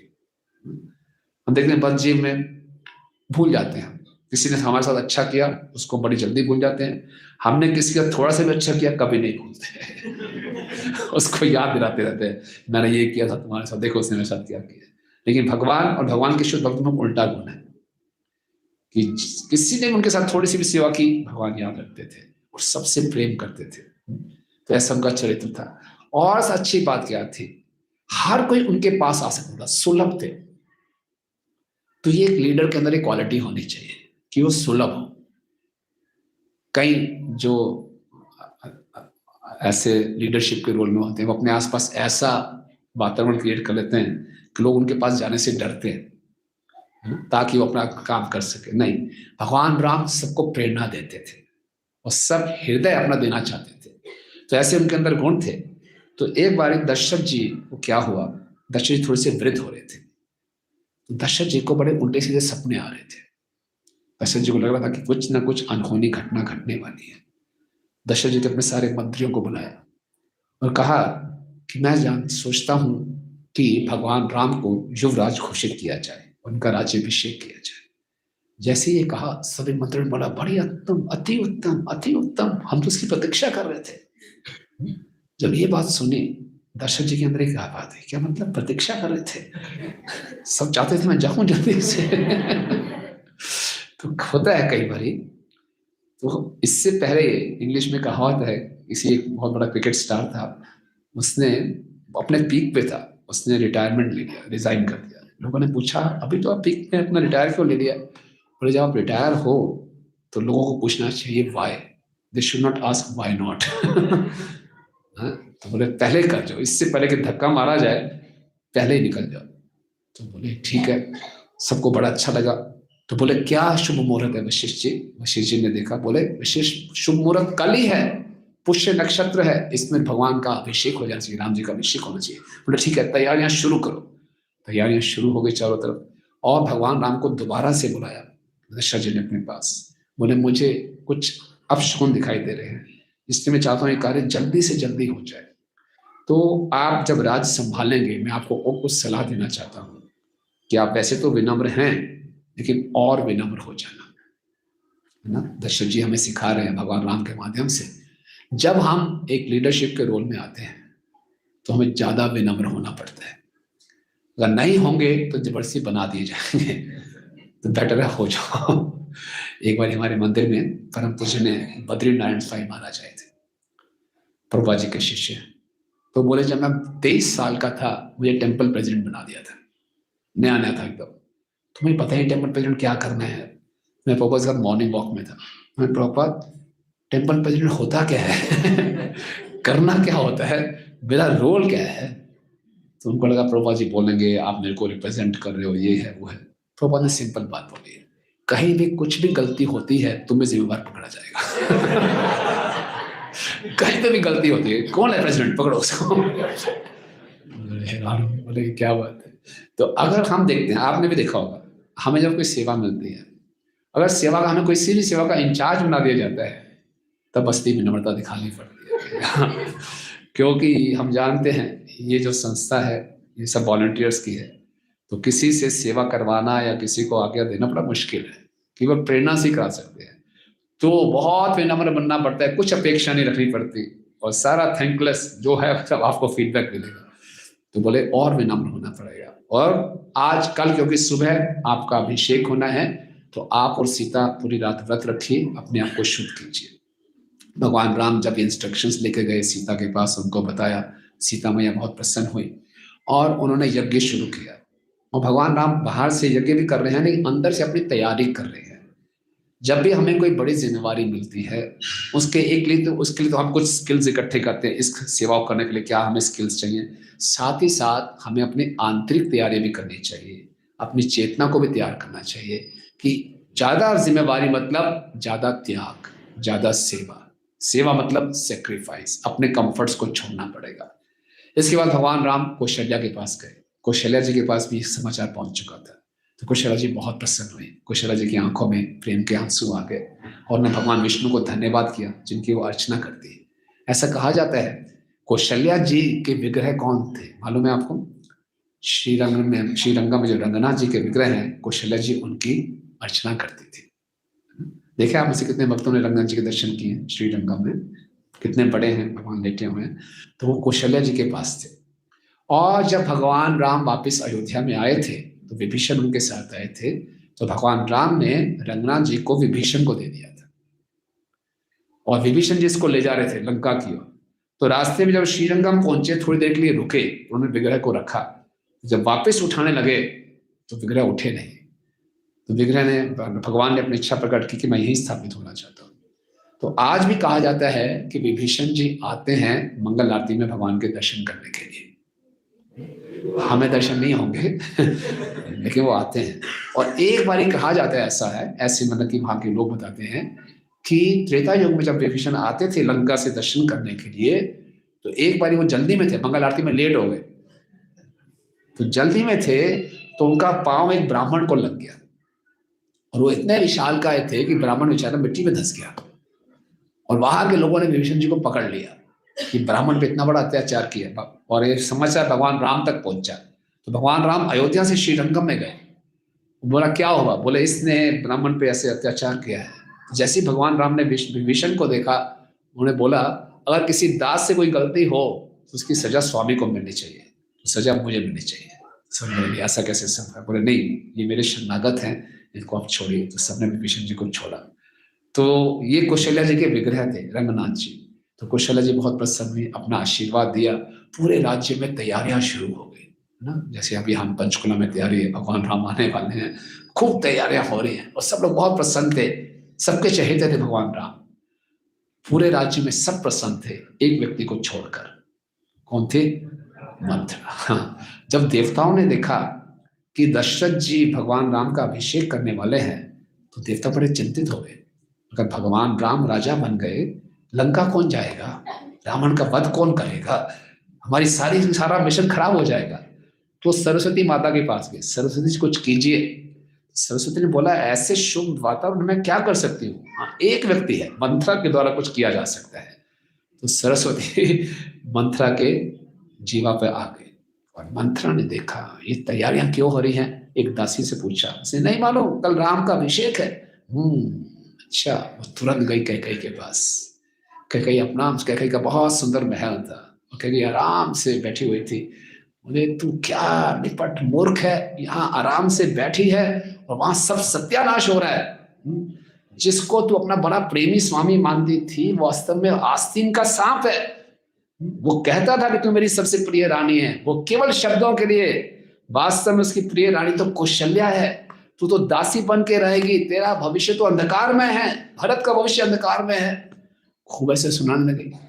बोला कैकेयी बोला हुआ क्या है, साफ साफ बात करो। बोले साफ साफ बात करो, तुझे कुछ पता है? बोले क्या? बोले भगवान राम को कल राजा बनाया जा रहा है, युवराज बना रहा है, उसका अभिषेक होगा। जैसे ही कैकेयी ने सुना बड़ी खुश हुई। इतना सुंदर समाचार मंथरा तुमने दिया, इससे बढ़िया समाचार मुझे मिला ही नहीं। मुझे राम तो भरत से भी ज्यादा प्रिय है। उसने गले में बड़ा सुंदर हार था हीरे का, वो दे दिए, ले मंथरा। मंथरा ने हार लिया, जोर से फेंका, है ना, इतनी जोर से फेंका कि पूरे फर्श पे वो गड्ढे पड़ गए। और अपने माथे को पीटने लगी, बाल नोचने लगी। बोले पागल है तू, मूर्ख है, तेरी हालत तो उस व्यक्ति की तरह है जो समुद्र के बीच में जहाज में जा रही, उसी जहाज में छेद कर रही है और डूब जाएगी, मुझे भी साथ में लेके डूबेगी। हुआ क्या, क्यों ऐसा कह रही है? बोले थोड़ा अक्ल लगा, बुद्धि लगा, क्या सोच रही है? कौशल्या राजमाता बनेगी, राम के पुत्र भी होंगे, वो सब उसको राजा के रूप में देखेंगे। भरत के पुत्र होंगे, वो हमेशा उसको दास के रूप में देखेंगे। तू भी हमेशा दासी रहेगी, तो मेरा क्या होगा? क्या हो गया? ये बिल्कुल ऐसे ही तो होता है। रघुवंश में जो सबसे बड़ा है उसी को राज्य दिया जाता है, इसमें ऐसी कौन सी बात है? और मुझे मालूम है कि जो राम है पूरा मेरा ध्यान रखेगा, मुझे कोई इसमें क्यों क्या दिक्कत है? इतनी मूर्ख है ना? अगर ये बातें इतनी सरल होती तो जरा सोच, किस समय ये राज्याभिषेक किया जा रहा है? तेरा पुत्र कहाँ है? उनके भरत और शत्रुघ्न कहाँ गए हुए थे?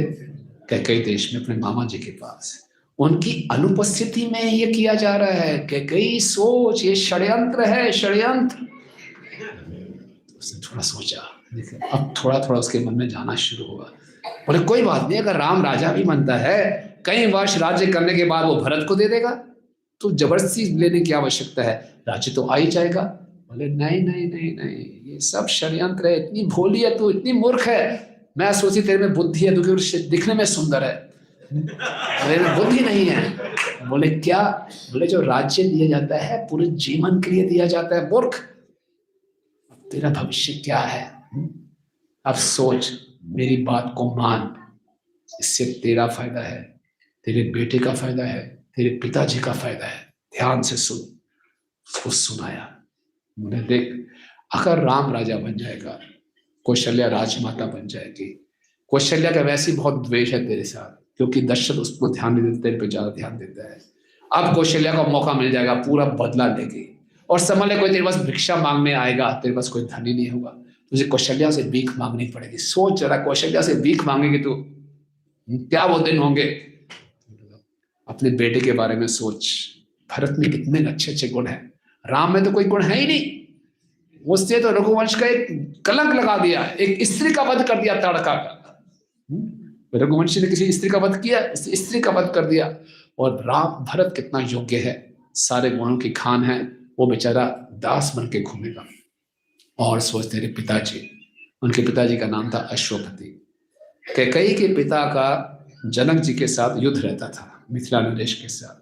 बोले अभी तक मिथिला नरेश शांत हैं, क्योंकि दशरथ जी और राम जी का संबंध है। लेकिन एक बारी राम राजा बन गया तो फिर वो उनको नहीं रोकेगा, और तुम्हारे पिताजी को भी वो हरा देगा। तो इसीलिए कुछ कर। मैं क्या करूं? बोले तुझे याद है, एक बार तुमने दशरथ जी की रक्षा की थी, देवासुर युद्ध चल रहा था और दशरथ जी के ऊपर बहुत बड़ा आक्रमण हो गया था। दशरथ जी लगभग अचेत हो गए थे। तुम उनका रथ चला रही थी और तुम उनको वहां से ले आई, और तुमने दोबारा उनको अच्छे ढंग से, उनको खूब सेवा करके दोबारा से उनको ठीक किया था। तो दशरथ जी ने बोला था मैं तुम्हें 2 वरदान दूंगा। उस समय तुमने 2 वरदान मांगे नहीं थे, लेकिन दशरथ जी ने कहा था कभी भी समय पड़े 2 वरदान मांग लेना, तो ब्लैंक चेक तेरे पास है। आज वो ब्लैंक चेक एंड कैश कर, वो 2 वर मांग। बोले क्या वर मांगू? पहला वर कि भरत को राज मिलेगा, और भगवान राम को 14 वर्ष का वनवास। बस 14 वर्ष से कम नहीं, क्योंकि 14 वर्ष के अंदर भरत क्या कर लेगा? अयोध्या वासियों के साथ बहुत अच्छे संबंध बना लेगा, और उसके बाद भगवान राम को वनवास भेजना बहुत जरूरी है। क्योंकि अगर राम वनवास नहीं जाएंगे तो भरत अयोध्या वासियों का हृदय नहीं जीत पाएगा। तो कहा जाता है 14 वर्ष क्यों? तो इसमें 2 टिप्पणियां दी जाती हैं। त्रेता युग में ये सिस्टम था कि अगर किसी कोई संपत्ति कोई व्यक्ति रहता है और संपत्ति का जो मालिक है 14 वर्ष तक उसको क्लेम नहीं करता, तो जो संपत्ति में रह रहा है उसकी बन जाएगी। ये नियम था। द्वापर युग में ये 13 वर्ष था, इसलिए उनको पांडवों को 13 वर्ष का वनवास मिला था। 12 वर्ष का वनवास और 1 का अज्ञातवास। त्रेता युग में यह अवधि 14 वर्ष की थी। दूसरा एक कारण आचार्यगण देते हैं कि आगे जाके रावण का, कुंभकर्ण का और मेघनाथ का वध होना था।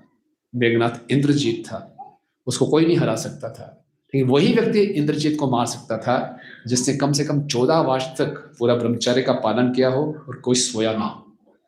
तो लक्ष्मण जी 14 वर्ष तक सोए नहीं थे, पूरे ब्रह्मचर्य का पालन किया था, तो लक्ष्मण जी से उनको मरना था, इसलिए 14 वर्ष आया।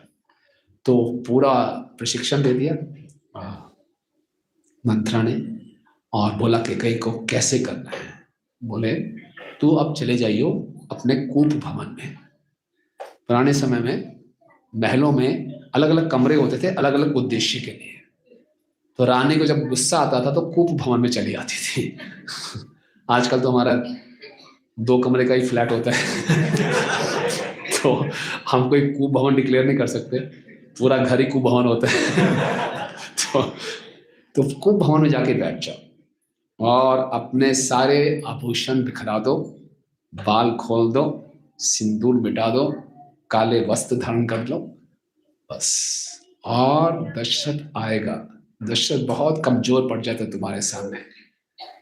वाल्मीकि रामायण में बताया गया है, दशरथ 10 दिशाओं में रथ भागता था, बहुत महायशस्वी थे, जगतपति थे, लेकिन कैकेयी के सामने बिल्कुल कमजोर पड़ जाते थे। लेकिन उसको इतना कमजोर कर देना कि वो जब राम की शपथ लेगा तब तक मत मानना, वो बहुत तुम्हें लुभाएगा सब कुछ।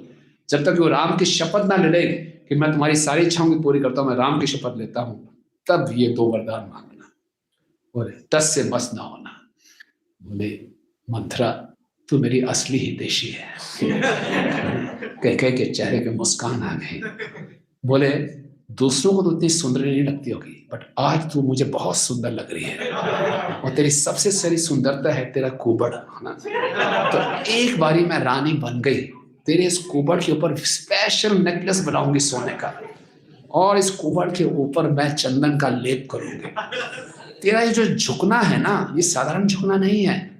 जब कमल का फूल के ऊपर हवा चलती, कमल का फूल झुकता है, वैसे तू झुकी है। और तेरे शरीर का एक एक अंग ब्रह्मा जी ने बड़ी सोच समझ के बनाया है। खूब उसकी तारीफ करती है और बोले इस सृष्टि में जितनी भी कुबड़ियां हैं उस सबकी तू महारानी बन जाएगी, सबकी सब तेरी दासियां बन जाएगी। तो इस प्रकार से बड़ी प्रसन्न हो गई कैकेयी। तो देखिए कैकेयी मंथरा के इस प्रसंग में हमने कैकेयी की निंदा नहीं करनी है ना, भगवान की पार्षद है। अगर कैकेयी ने ये रोल प्ले नहीं किया होता, भगवान राम को वनवास ना होता, ये रामायण ना होती, रावण का वध ना होता, इतना कुछ हमें सीखने को ना मिलता, इतनी सुंदर लीलाएं का श्रवण करने को नहीं मिलता। तो कैकेयी ने केवल ये रोल प्ले किया है, उसकी निंदा नहीं करनी हमने, उससे सीखना है। क्या क्या सीख सकते हैं कैकेयी से? यहाँ पे कुछ जनरल बातें और कुछ आध्यात्मिक बातें। सबसे पहली बात क्या हम कैकेयी से सीख सकते हैं? कैकेयी ने मंथरा की शरण ली, तो हमें भी कभी उस व्यक्ति से शरण नहीं लेनी चाहिए जिसकी चेतना बहुत निकृष्ट हो। आप जाएं अपने ऑफिस में, किसी व्यक्ति से बोले यार आजकल माला में मन नहीं लग रहा, ये कर क्यों रहे माला? क्यों दिखावा कर? कई बार हम दुखी होकर किसी से कुछ भी बात कर लेते हैं, तो हमें अपना हृदय किसके आगे खोलना है ये जानना चाहिए, किससे परामर्श लेना है।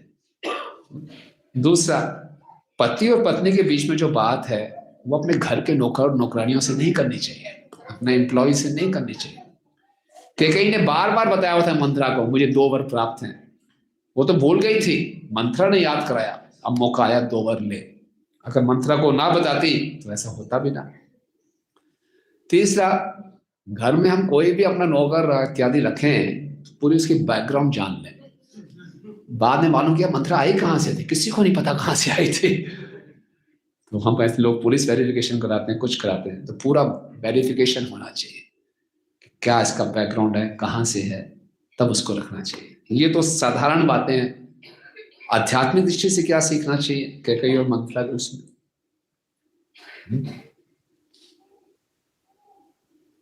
क्या सीखने को मिलता है?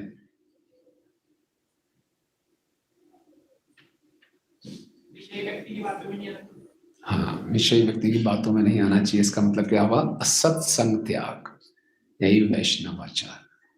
असत्संग से हमें दूर रहना चाहिए, और विशेषकर वो जो भगवान की और भक्तों की निंदा करे। स्त्री संगी एक असाधु कृष्ण अभक्त आर। देखिए कितना कुप्रभाव पड़ा कैकेयी के ऊपर सत्संग के कारण। उसकी श्रद्धा, उसका प्रेम द्वेष में बदल गया,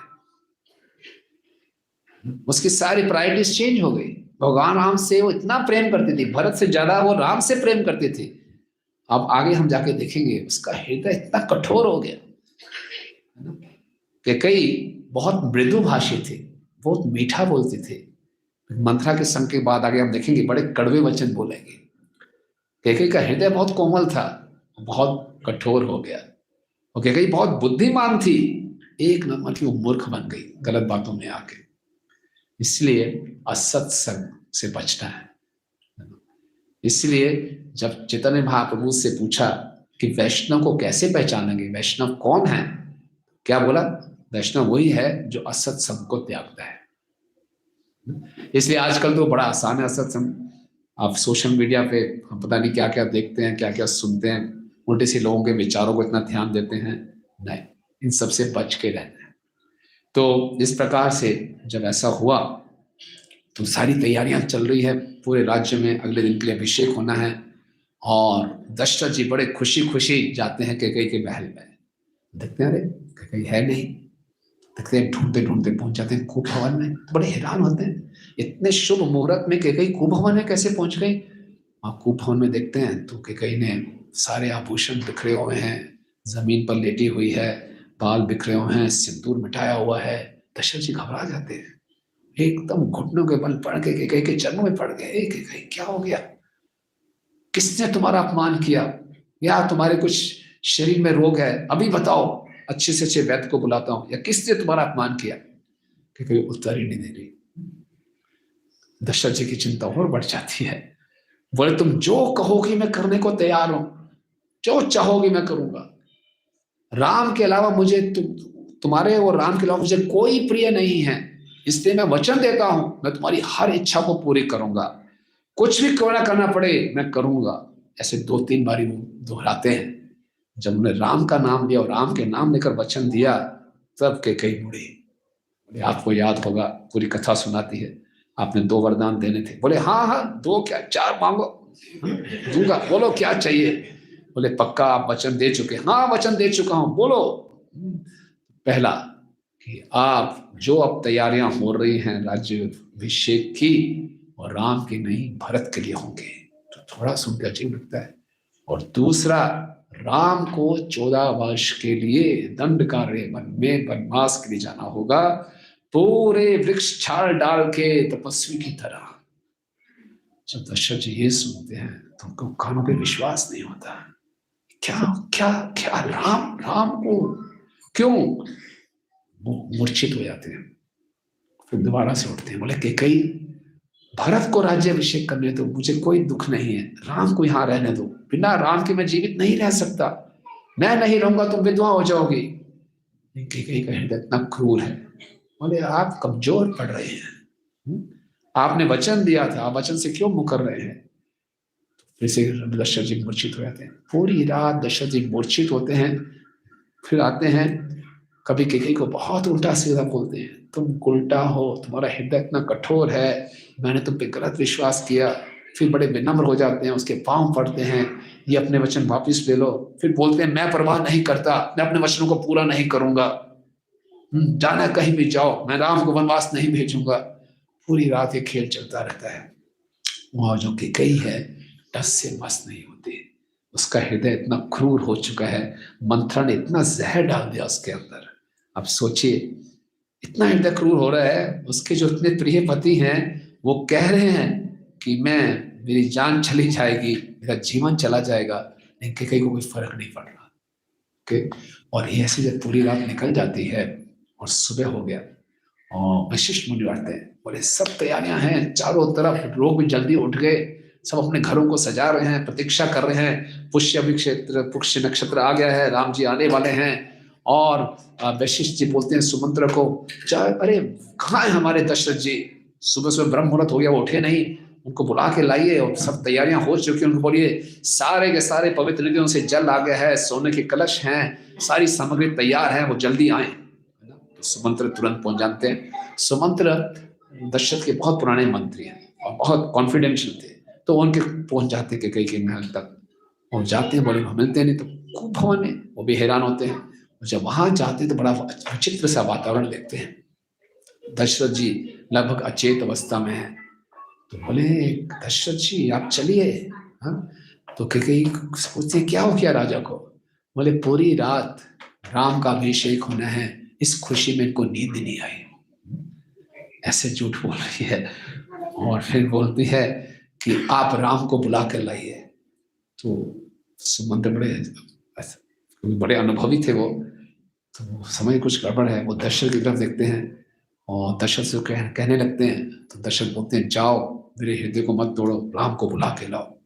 तो वो जाते हैं भगवान राम के पास। भगवान राम ने बहुत सुंदर कमल के फूलों की माला डाली हुई है, और पूरी रात उन्होंने यज्ञ किया था, और बहुत ही सुंदर लग रहे थे, सीता मैया के साथ बैठे थे।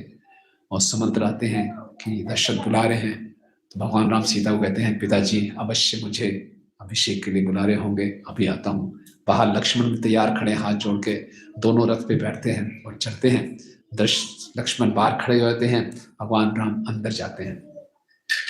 तो अंदर जाते हैं तो वो भी देखकर हैरान हो जाते हैं, पिताजी की ऐसी स्थिति। कैकेयी से बोलते हैं पिताजी को क्या हो गया?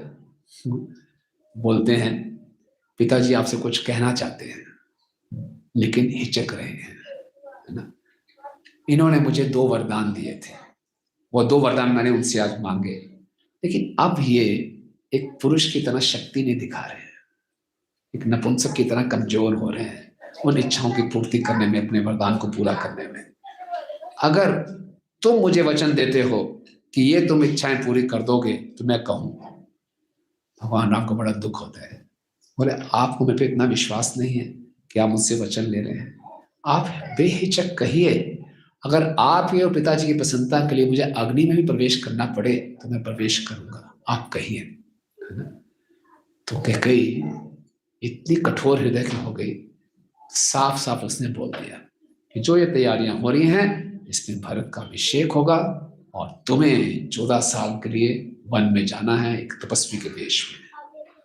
अब सोचिए, भगवान राम के अभिषेक की तैयारी है, उन्हीं को ये बोला जा रहा है। भगवान राम टस से बस पे नहीं हुए और मुस्कुराते रहे, बोले बस इसी बात, हाँ ये तो बहुत अच्छी बात है, मैं वन में जाऊंगा, मेरी इच्छा भी थी, मैं वहां साधु संतों का संग करूंगा और भरत को राज्य मिलेगा तो बहुत अच्छी बात है, तुरंत भरत को बुलाइए। एकदम प्रसन्नता से बोलते हैं। देखिए भगवान राम बहुत कुछ सिखाते हैं। ये जो हमारा भौतिक जीवन है, ये भौतिक जीवन उतार चढ़ाव से भरा हुआ है। यहाँ पे कोई ऐसा भक्त है जो ये कह सकता है मेरे जीवन में उतार चढ़ाव नहीं आए? नहीं ना। हम सबके जीवन में अप्स एंड डाउन्स आते रहते हैं, और जब अप्स एंड डाउन्स आते हैं तो हमें बहुत चिंता हो जाती है कि जो प्राप्त हो रहा है वो निकल ना जाए, जो है वो सुरक्षित रहे, हम इसमें चिंताग्रस्त रहते हैं। भगवान राम राजा बनने वाले थे, बोले अब नहीं, अब 14 वर्ष के लिए बाहर जाओ, टस से मस्त नहीं हुए। तो भगवान राम हमें क्या सिखा रहे हैं कि जितने भी नकारात्मक परिस्थितियां भी क्यों ना आ जाए, उसको बड़े सकारात्मक तरीके से उसको सहना चाहिए। एक बार परम पूज्य राघनाथ स्वामी महाराज ने जब पूछा सहनशीलता की क्या परिभाषा है, टॉलरेंस, ने बताया, महाराज ने बताया tolerance means dealing negativity with positivity. नकारात्मक परिस्थितियों को सकारात्मक तरीके से डील करना, यही टॉलरेंस है। और यही भगवान राम हमें अपने व्यक्तिगत जीवन से सिखा रहे हैं। देखिए आप जैसे किसी ने अपना ECG कराया, ECG का अप डाउन होता है ना। ECG ऐसा है, इसका मतलब जीवन है। जब जीवन चला जाता है तो क्या होता है? Straight line. तो अगर हम बोले हमारे लाइफ में अप डाउन ना हो, स्ट्रेट लाइन हो जाए, इसका मतलब क्या है? जीवन नहीं है। और विशेषकर भक्तों का जीवन तो बहुत ज्यादा कई बार हम भक्ति में आते हैं, प्रभु जी बहुत ऊपर नीचे हो रहा है, शांति चाहिए, शांति नहीं। भक्ति के जीवन में मिस शांति मिसेस शांति कोई नहीं। वृंदावन में बड़ी शांति थी, जैसे ही कृष्ण प्रकट हुए सारी शांति चले गई। रोज असुर आता था, रोज मारधाड़ होती थी, रोज चिंता होती थी, अब क्या होगा। सब कृष्ण की शरण लेते थे, फिर सब ठीक हो जाता, फिर अगले दिन फिर ऐसा है ना। अभी प्रलंबासुर का वध किया, सब ठीक हो गए, फिर से रात को अग्नि लग गई, और सॉरी कालिया का दमन किया, सब यमुना के तट पे आराम से विश्राम कर रहे हैं, रात को पूरा जंगल में आग लग गई, फिर से भगवान के पास गए। रोज कुछ ना कुछ होता रहता था। जब तक कृष्ण नहीं थे सब शांति थी। तो हमारे जीवन में अगर कृष्ण आ रहे हैं तो खूब हलचल मचेगी। तो उस हलचल के बीच में जो एक सीधी लाइन होनी चाहिए, वो क्या होनी चाहिए? हरे कृष्णा कृष्णा कृष्णा हरे हरे, हरे राम राम राम हरे। कई बारी भक्ति करते हम निराश हो जाते हैं। क्यों? हम गलत अपेक्षाएं रखते हैं, गलत आशाएं रखते हैं कि अब मैंने हरिनाम लेना शुरू किया है, अब कोई गड़बड़ नहीं होगी, सब ठीक ठीक चलेगा। क्यों? मैं भगवान का इतना प्रिय भक्त हूँ, भगवान तो लिखा है कि मैं अपने भक्तों की रक्षा करता हूँ, मेरे बिजनेस में कोई गड़बड़ नहीं होगी, मेरी सारी आर्टरीज खुल जाएंगी, रेड लाइट ग्रीन लाइट हो जाएगी, सारा लोन अपने आप खत्म हो जाएगा क्योंकि मैं हरि नाम ले रहा हूं। नहीं, भगवान भगवान की शरण लेने का ये मतलब नहीं है। तो ये गलत अपेक्षाएं रखना है ना, और हम भगवान से झूठे वायदे करते भी नहीं। तो कहाँ थे हम? तो भगवान ने बोला ये तो बहुत साधारण सी बात है। तो भगवान, लेकिन मुझे खुशी होती अगर मेरे पिता दशरथ स्वयं ये बात कहते। तो दशरथ ने ये सुना, दशरथ जी को बहुत कष्ट हुआ। दशरथ अपने आप रो रहे थे, बोले कितने दुख की बात है, भगवान राम मुझे छोड़कर जाएंगे, कितने दुख की बात है। फिर भगवान राम ने कैकेयी को फिर से आश्वासन दिया, बोले मैं काम वासनाओं और लालच के लोभ में कभी भी अपने सिद्धांतों पे समझौता नहीं करूंगा। मैं ऋषियों की तरह हमेशा धर्म का पालन करता हूं। मेरे लिए एक छोटे राज्य का राज्य त्यागना कुछ भी नहीं है। आप मुझे ऐसे ही कह देते, आपको दशरथ जी से वर मांगने की भी आवश्यकता नहीं थी, आप मुझे ऐसे ही कह देते तो मैं चला जाता। फिर भी जैसे आपकी इच्छा। वो दशरथ जी को कैकेयी को प्रणाम करते हैं और बाहर निकलते हैं। बाहर लक्ष्मण खड़े हैं बड़े गुस्से के साथ, अभी तो कुछ बोल नहीं रहे। लक्ष्मण जी बोल रहे और सुमंत्र कहते हैं रथ पे बैठे। बोले नहीं, अब हम रथ पे बैठेंगे नहीं, और नंगे पांव चलते हैं। और सब हैरान हो रहे हैं कि भगवान राम रथ पे क्यों नहीं बैठ रहे। लेकिन लक्ष्मण जी के साथ भगवान राम निकलते हैं। सबसे पहले जाते हैं कौशल्या जी के पास। तो कौशल्या के पास जाते हैं। कौशल्या बहुत बहुत आनंद में है कि वो क्षण आ गया, आगे आगे मेरे बेटा, वो अब तो होने वाला है। तो देखते हैं भगवान राम का चेहरा थोड़ा पीला पड़ा हुआ है। क्यों? इसलिए नहीं कि राज्याभिषेक नहीं होगा, इसलिए कि वो भगवान अपनी माँ से दूर जा रहे हैं। तो बड़े ही कम से कम उनको आघात पहुंचाते हुए भगवान राम ने बोला, माँ अभिषेक होगा लेकिन तुम्हें 14 वर्ष प्रतीक्षा करनी पड़ेगी। बोले क्यों? और बड़े ही मैटर ऑफ फैक्ट सारी चीजें बता दी कि कैकेयी ने दशरथ जी से वर मांगा है कि मैं 14 वर्ष के लिए वनवास जाऊंगा और भरत को युवराज बनाया जाएगा। कैकेयी फूट फूट के रोना शुरू कर देती है, अरे ये क्या है। और कैकेयी बोलती है ये सुनने से पहले मेरी मृत्यु क्यों नहीं हो गई, इससे अच्छा मैंने तुम्हें जन्म ही नहीं दिया होता। फिर बोलते हैं राम एक बात हो सकती है क्या कि तुम यहाँ रह जाओ, मैं वन में चले जाऊं। वन बोला ऐसा नहीं हो सकता। फिर बोले क्या ऐसा हो सकता है कि मैं तुम्हारे साथ वन में जाऊं। बोले नहीं ऐसा नहीं हो सकता। हम देखेंगे अभी जो भी संवाद होंगे, इन संवादों में भावनाएं तो हैं, लेकिन भावनाओं के साथ साथ कोई भी भक्त अपनी भावनाओं को प्रस्तुत कर रहा है, साथ में वो सिद्धांत देगा। भगवान राम कह रहे हैं तुम एक पत्नी हो, तुम्हारा कर्तव्य है पति के साथ रहना। कैकेयी से अब विश्वास उठ गया है दशरथ जी का। अब हमें आपके संग की आवश्यकता है। आप मेरे साथ वन में चले जाएंगे तो दशरथ जी की सेवा कौन करेगा। पत्नी का कर्तव्य है हमेशा पति की सेवा करे, तो आप हमेशा यहाँ रहिए। तो कैकेयी कौशल्या बेचारी असहाय हो जाती है। तब लक्ष्मण जी जिन्होंने अपने आप को बहुत रोक रखा था, वो बड़े क्रोधित हो जाते हैं। बोले हद हो गए, हमारे पिताजी सत्या गए हैं। एक काम वासनाओं के कारण अपनी पत्नी से इतने मोहित हो गए हैं कि आपको वनवास दे रहे हैं। राम अभी हम आक्रमण करते हैं, पिताजी को जेल में डालते हैं और तुम्हें राजगद्दी पे बैठाते हैं। और अगर सारे सारे अयोध्या वासी भी इसका विरोध करते हैं तो मैं सब अयोध्या वासियों का वध कर दूंगा और आज तुम्हें राज सिंहासन पे बैठ के रहूंगा। इतना क्रोध दिखाते हैं। भगवान राम कहते हैं इतना क्रोध मत दिखाओ, ये सब विधि का विधान है। कैकेयी को दशरथ पे आरोप मत लगाओ, वे तो केवल उपकरण बने हैं, जो होना तो होना ही था। लक्ष्मण बोलते हैं ये क्षत्रियों का स्वभाव नहीं है। क्षत्रियों को अपने बाजू बल पे विश्वास होता है। विधि के विधान ये सब कमजोर लोगों की बातें हैं। मैं नपुंसक नहीं हूं, मैं अभी विद्रोह करता हूं। तो ये बात हो रही है, सिद्धांत पे बात हो रही है। भगवान जी देखिए दो प्रकार के वाद होते हैं, एक होता है कर्मवाद, एक होता है देववाद।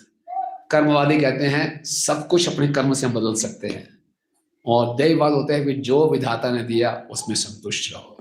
तो आप किस पार्टी के हैं, कर्मवाद की देववाद के?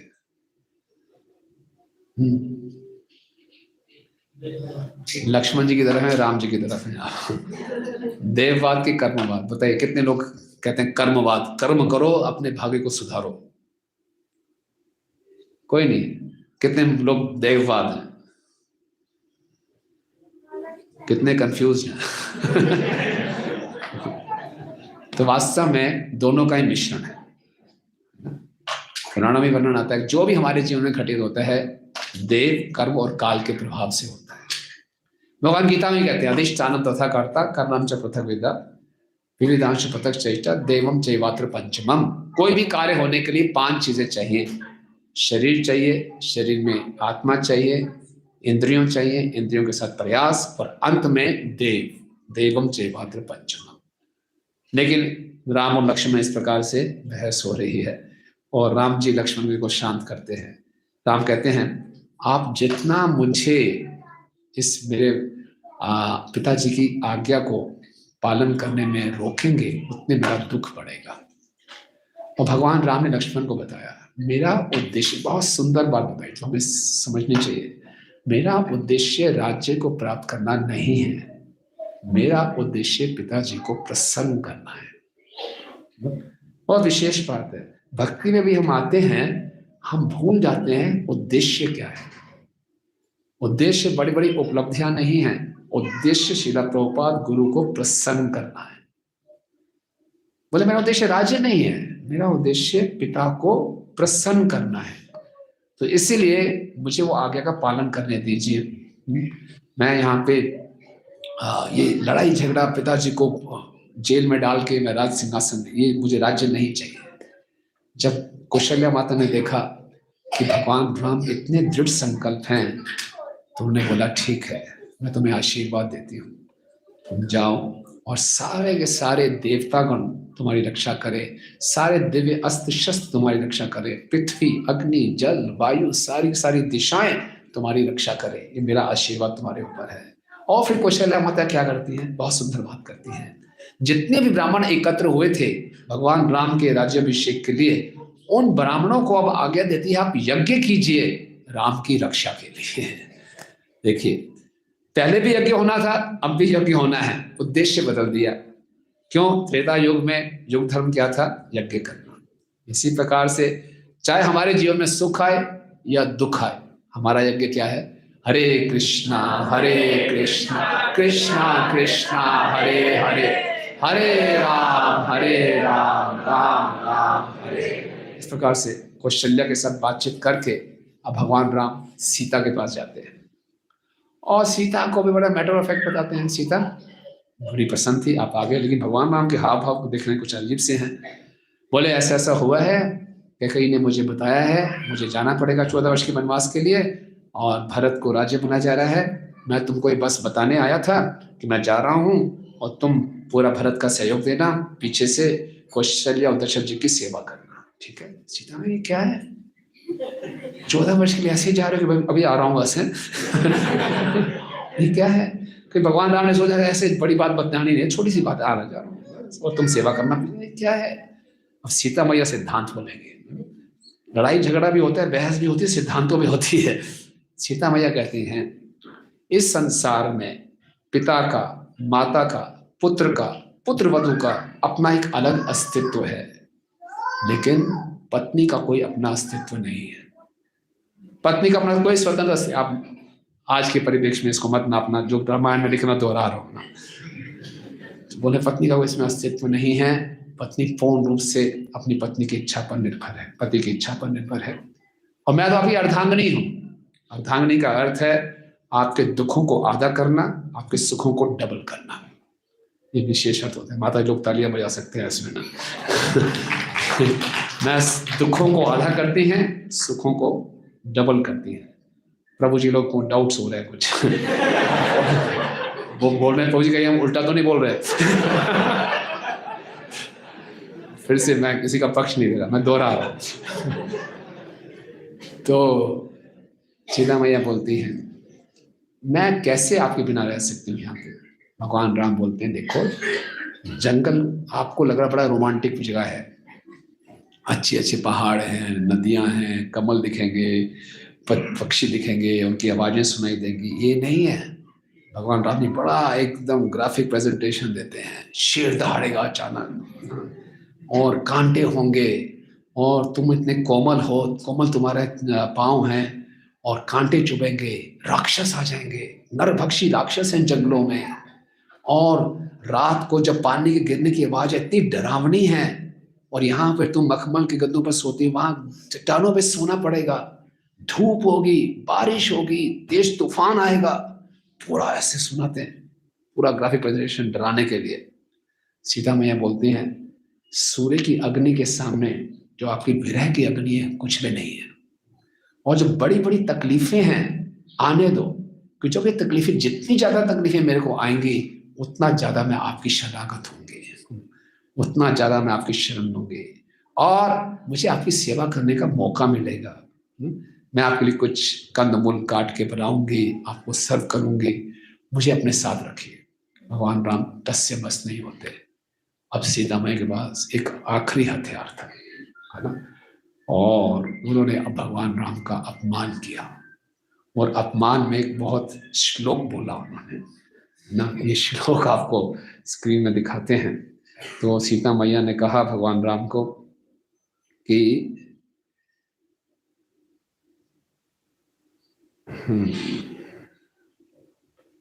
आ गया श्लोक,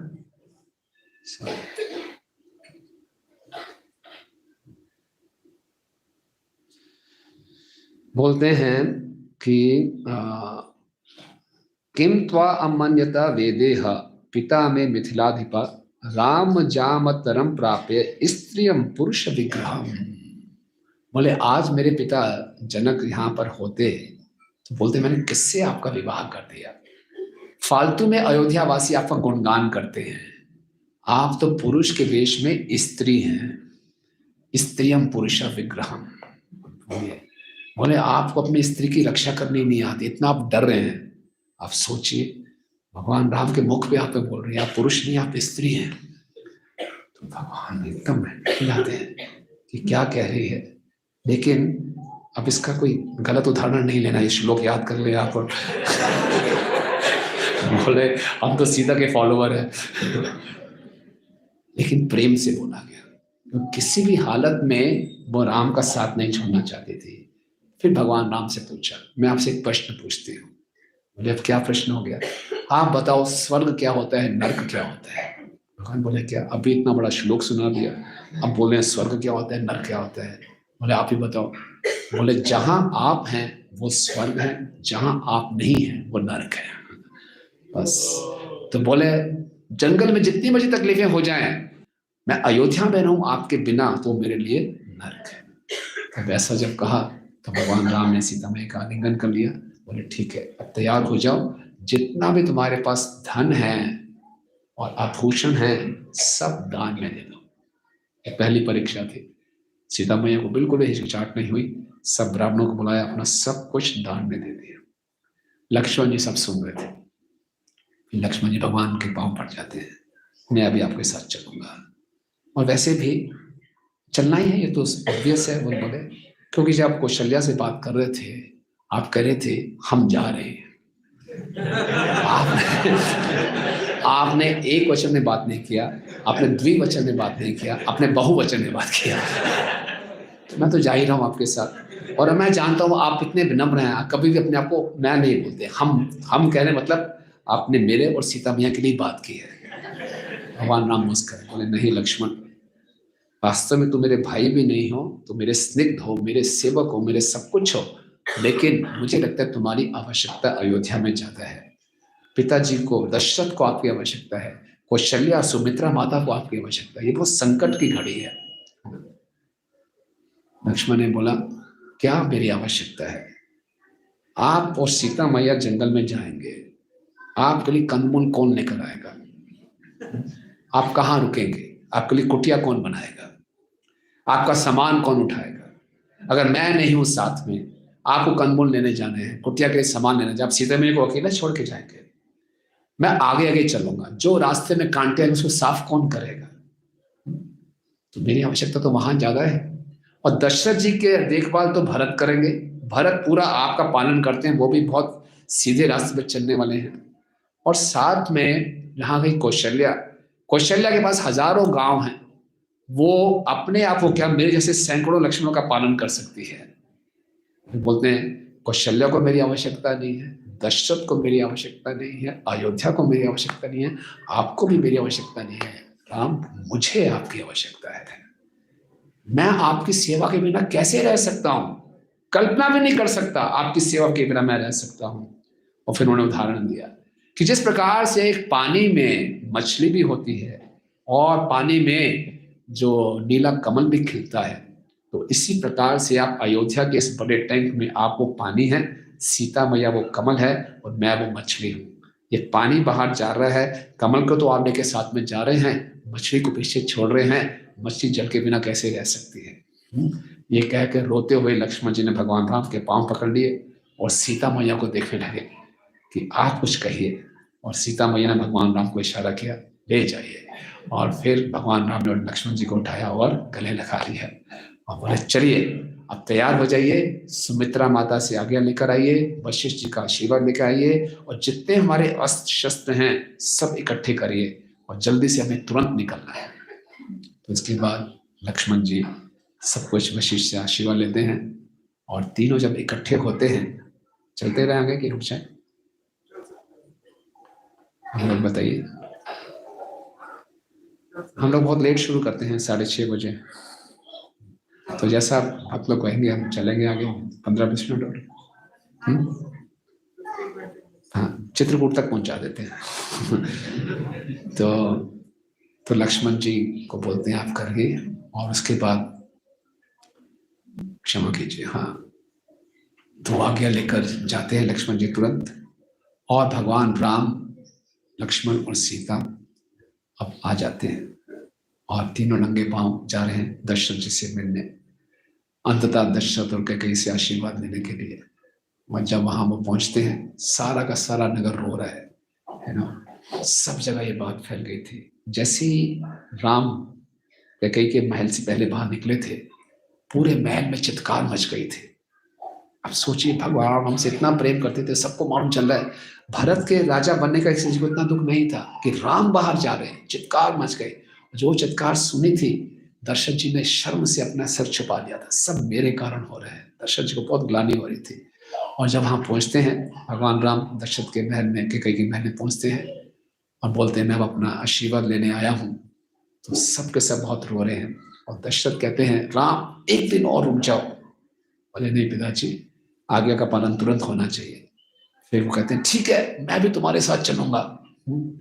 नहीं पिताजी, आप नहीं जा सकते, ऐसा वर में नहीं था।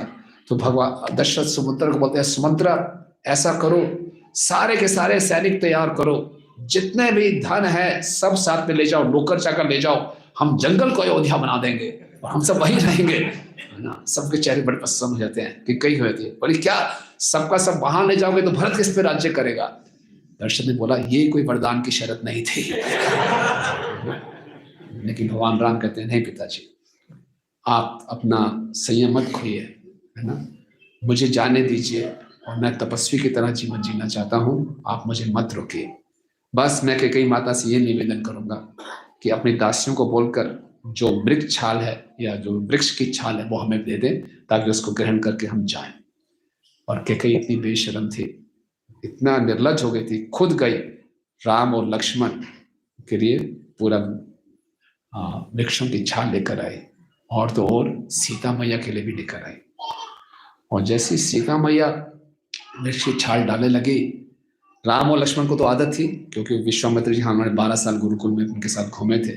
सीता मैया वृक्ष की छाल नहीं डाल पा रहे थे तो उनको कष्ट हो रहा था।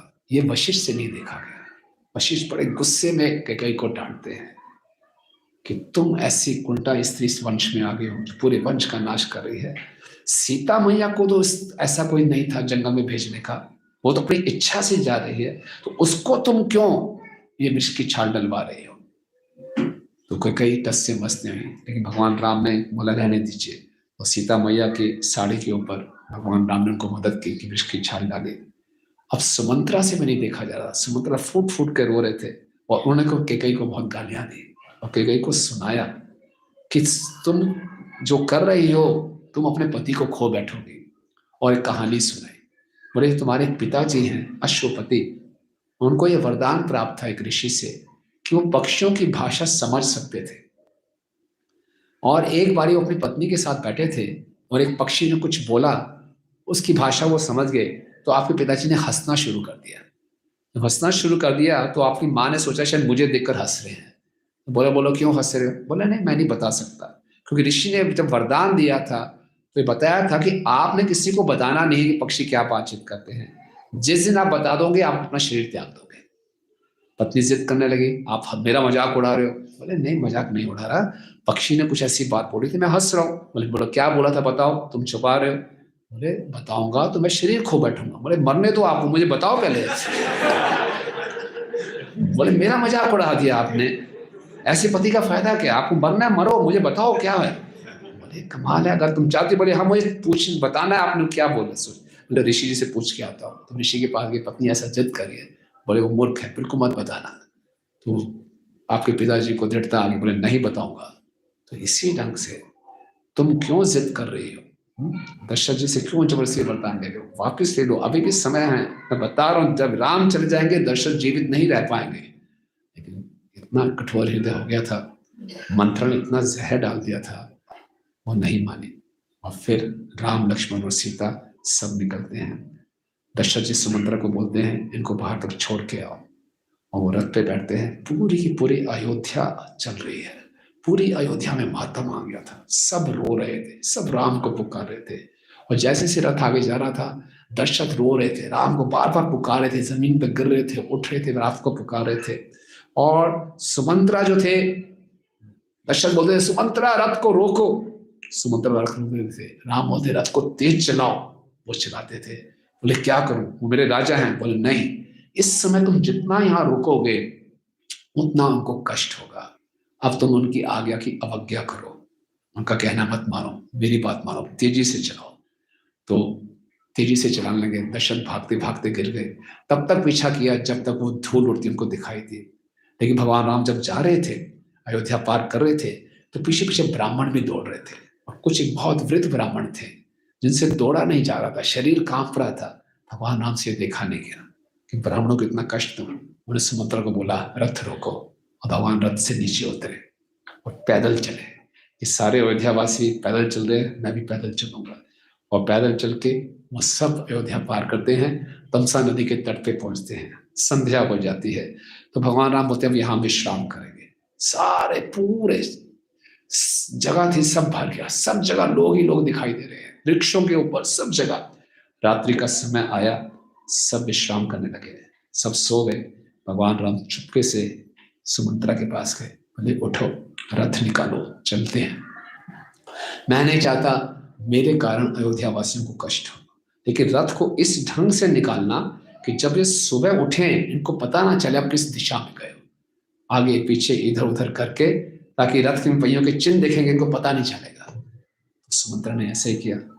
और जब सुबह सब उठे, देखा राम नहीं, लक्ष्मण नहीं, सीता नहीं, सब रोने लगे, एक दूसरे को कोसने लगे, बोलने लगे, हाँ हमने सुना था जो आध्यात्मिक मार्ग में चल रहे हैं उनकी नींद एक कुत्ते की तरह होनी चाहिए, हम इतनी गहरी नींद में क्यों चले गए, है ना? जो सोता है वो होता है, जो जगा रहा वो साथ में चला गया। लक्ष्मण और सीता जी जगे थे, सुमंत्रा जगे थे, वो साथ में चले गए। हम क्यों सोते लगे, सब बेचारे रोने लगे, कुछ पता नहीं चला था किस दिशा में गए हैं। और जब आगे चले तो आगे गंगा के तट पर पहुंचते हैं। जब गंगा के तट में पहुंचने वाले होते हैं तो तभी लक्ष्मण जी वहां रहने का इंतजाम कर रहे हैं। तो दूर से देखते एक सेना आ रही है, लक्ष्मण जी तैनात हो जाते हैं। लेकिन उस सेना के जो सेनापति थे वो थे गुहया। ये स्थान था श्रीरंगबेरपुर। श्रीरंगबेरपुर में एक जगह थी, हम जाते हैं, अभी भी वो स्थान आता है। अगर अभी यहाँ जाएंगे, आप अयोध्या से जाते हैं प्रयाग की तरफ, तो बीच में श्रृंगबेरपुर आता है। तो गुहा जो था, गुहिया जो था, ये दशरथ जी का पुराना मित्र था। उसे राम जी का आलिंगन किया और बोले, राम मैं यहाँ का राजा हूँ, मेरे पास हजारों नाव हैं, बहुत से मेरे आदिवासी हैं, यहाँ का मैं राजा हूँ, लेकिन आपका विनम्र सेवक हूँ, मुझे अपने सेवक के रूप में स्वीकार कीजिए। मुझे मालूम चला दशरथ ने ऐसा किया, मुझे बहुत दुख हुआ, लेकिन आप चिंता मत कीजिए, ये पूरा आपका राज्य है, इस राज्य की श्रेष्ठतम से श्रेष्ठतम वस्तु आपकी है और तुरंत भगवान राम के सामने सुंदर सुंदर पकवान आ गए, ये आपकी सेवा के लिए। भगवान राम ने कहा, आपका अतिथि सत्कार बहुत ही माननीय है, मेरे हृदय को छू गया, लेकिन मैंने 14 वर्ष के लिए शपथ ले रखी है, तपस्वी का जीवन जीऊंगा, केवल कंदमूल स्वीकार करूंगा। आप क्या कर सकते हैं, हमारे घोड़े बहुत थके हुए हैं, इनको आप सुंदर सुंदर खिलाइए। तो घोड़ों को खूब खिलाया, और सुमंत्रा भी रो रहे हैं। लक्ष्मण और सुमंत्रा बैठे हैं आपस में, और लक्ष्मण चर्चा कर रहे हैं कि मैं कैसे यहाँ पर आया। तो बता रहे हैं कि जब भगवान राम ने मुझे बोला था कि सुमित्रा से आज्ञा लेकर आओ, तो मैं सुमित्रा के पास गया। मुझे डर था सुमित्रा मुझे आज्ञा देगी कि नहीं देगी, लेकिन जैसे ही मैं सुमित्रा के महल में पहुंचा, सुमित्रा ने बोला, हे लक्ष्मण, समय आ गया है। सोचना क्या, तुम तो सेवा के साम्राज्य के राजा हो, तुम्हारा राज्य कोई नहीं छीन सकता। बहुत सुंदर आदेश है। हम सब जीव, जीवे स्वरूपो है कृष्ण नित्य दास, वैसे हम दास हैं लेकिन सेवा के राजा हैं। और तुम्हारी प्रजा क्या है, तुम्हारी प्रजा है तुम्हारे मन, तुम्हारी इंद्रियां, तुम्हारी इच्छाएं। इस पे राज्य करो और सेवा करो, कोई भी तुमसे तुम्हारा राज्य नहीं छीन सकता। और तुम राम के साथ जाओ, जब तक राम के साथ तुम जाओगे, जंगल अयोध्या के समान है, राम दशरथ के समान है, और सीता मैया मेरे समान है, वहां जाके उनको सुख दो। इस प्रकार से बेचारी ने फिर उसके बाद रोते हुए उसको पूरा अनुमति दी। भगवान लक्ष्मण जी ने उनको पैर छुए, उनका आलिंगन किया। अब लक्ष्मण जी के पास दूसरी चुनौती थी, अपनी पत्नी को मनाना। उनकी पत्नी का नाम क्या है, उर्मिला। तो उर्मिला के पास गए। उर्मिला एक बहुत अच्छी पेंटर थी, और उस दिन वो पेंटिंग कर रही थी, राम और लक्ष्मण का राज्याभिषेक हो रहा है, दोनों स्वर्ण के सिंहासन पे बैठे हैं, पेंटिंग पूरी ऑलमोस्ट कंप्लीट थी। जैसे ही लक्ष्मण आए, कुछ आहट हुई, सारा का सारा रंग पेंटिंग पे गिर गया। उर्मिला का लगा, ये तो अपशकुन है। देखा तो लक्ष्मण आया, बड़ी चिंता है। बोले ऐसा क्यों हुआ? बोले बिल्कुल ठीक हुआ, अब भगवान राम अभी सिंहासन पर नहीं बैठेंगे। और पूरी कहानी सुना दी। अब देखिए उर्मिला जी क्या बोलती हैं। उर्मिला जी बोलती हैं, पत्नी का धर्म है पति के साथ रहना, मेरा धर्म है मैं आपके साथ चलूं वन में, लेकिन मैं आपके साथ नहीं जाऊंगी, क्योंकि मैं आपकी सेविका हूं। सेवा करने का अर्थ है जिसकी सेवा किया जाए वो प्रसन्न हो। आप कैसे प्रसन्न होंगे? जब आप भगवान राम को प्रसन्न करेंगे। अगर मैं आपके साथ जंगल में आ गई, आपको मेरा भी ध्यान रखना पड़ेगा, तो आपकी भगवान राम की सेवा में बाधा पड़ेगी। इसलिए सेवा का मतलब होता है त्याग।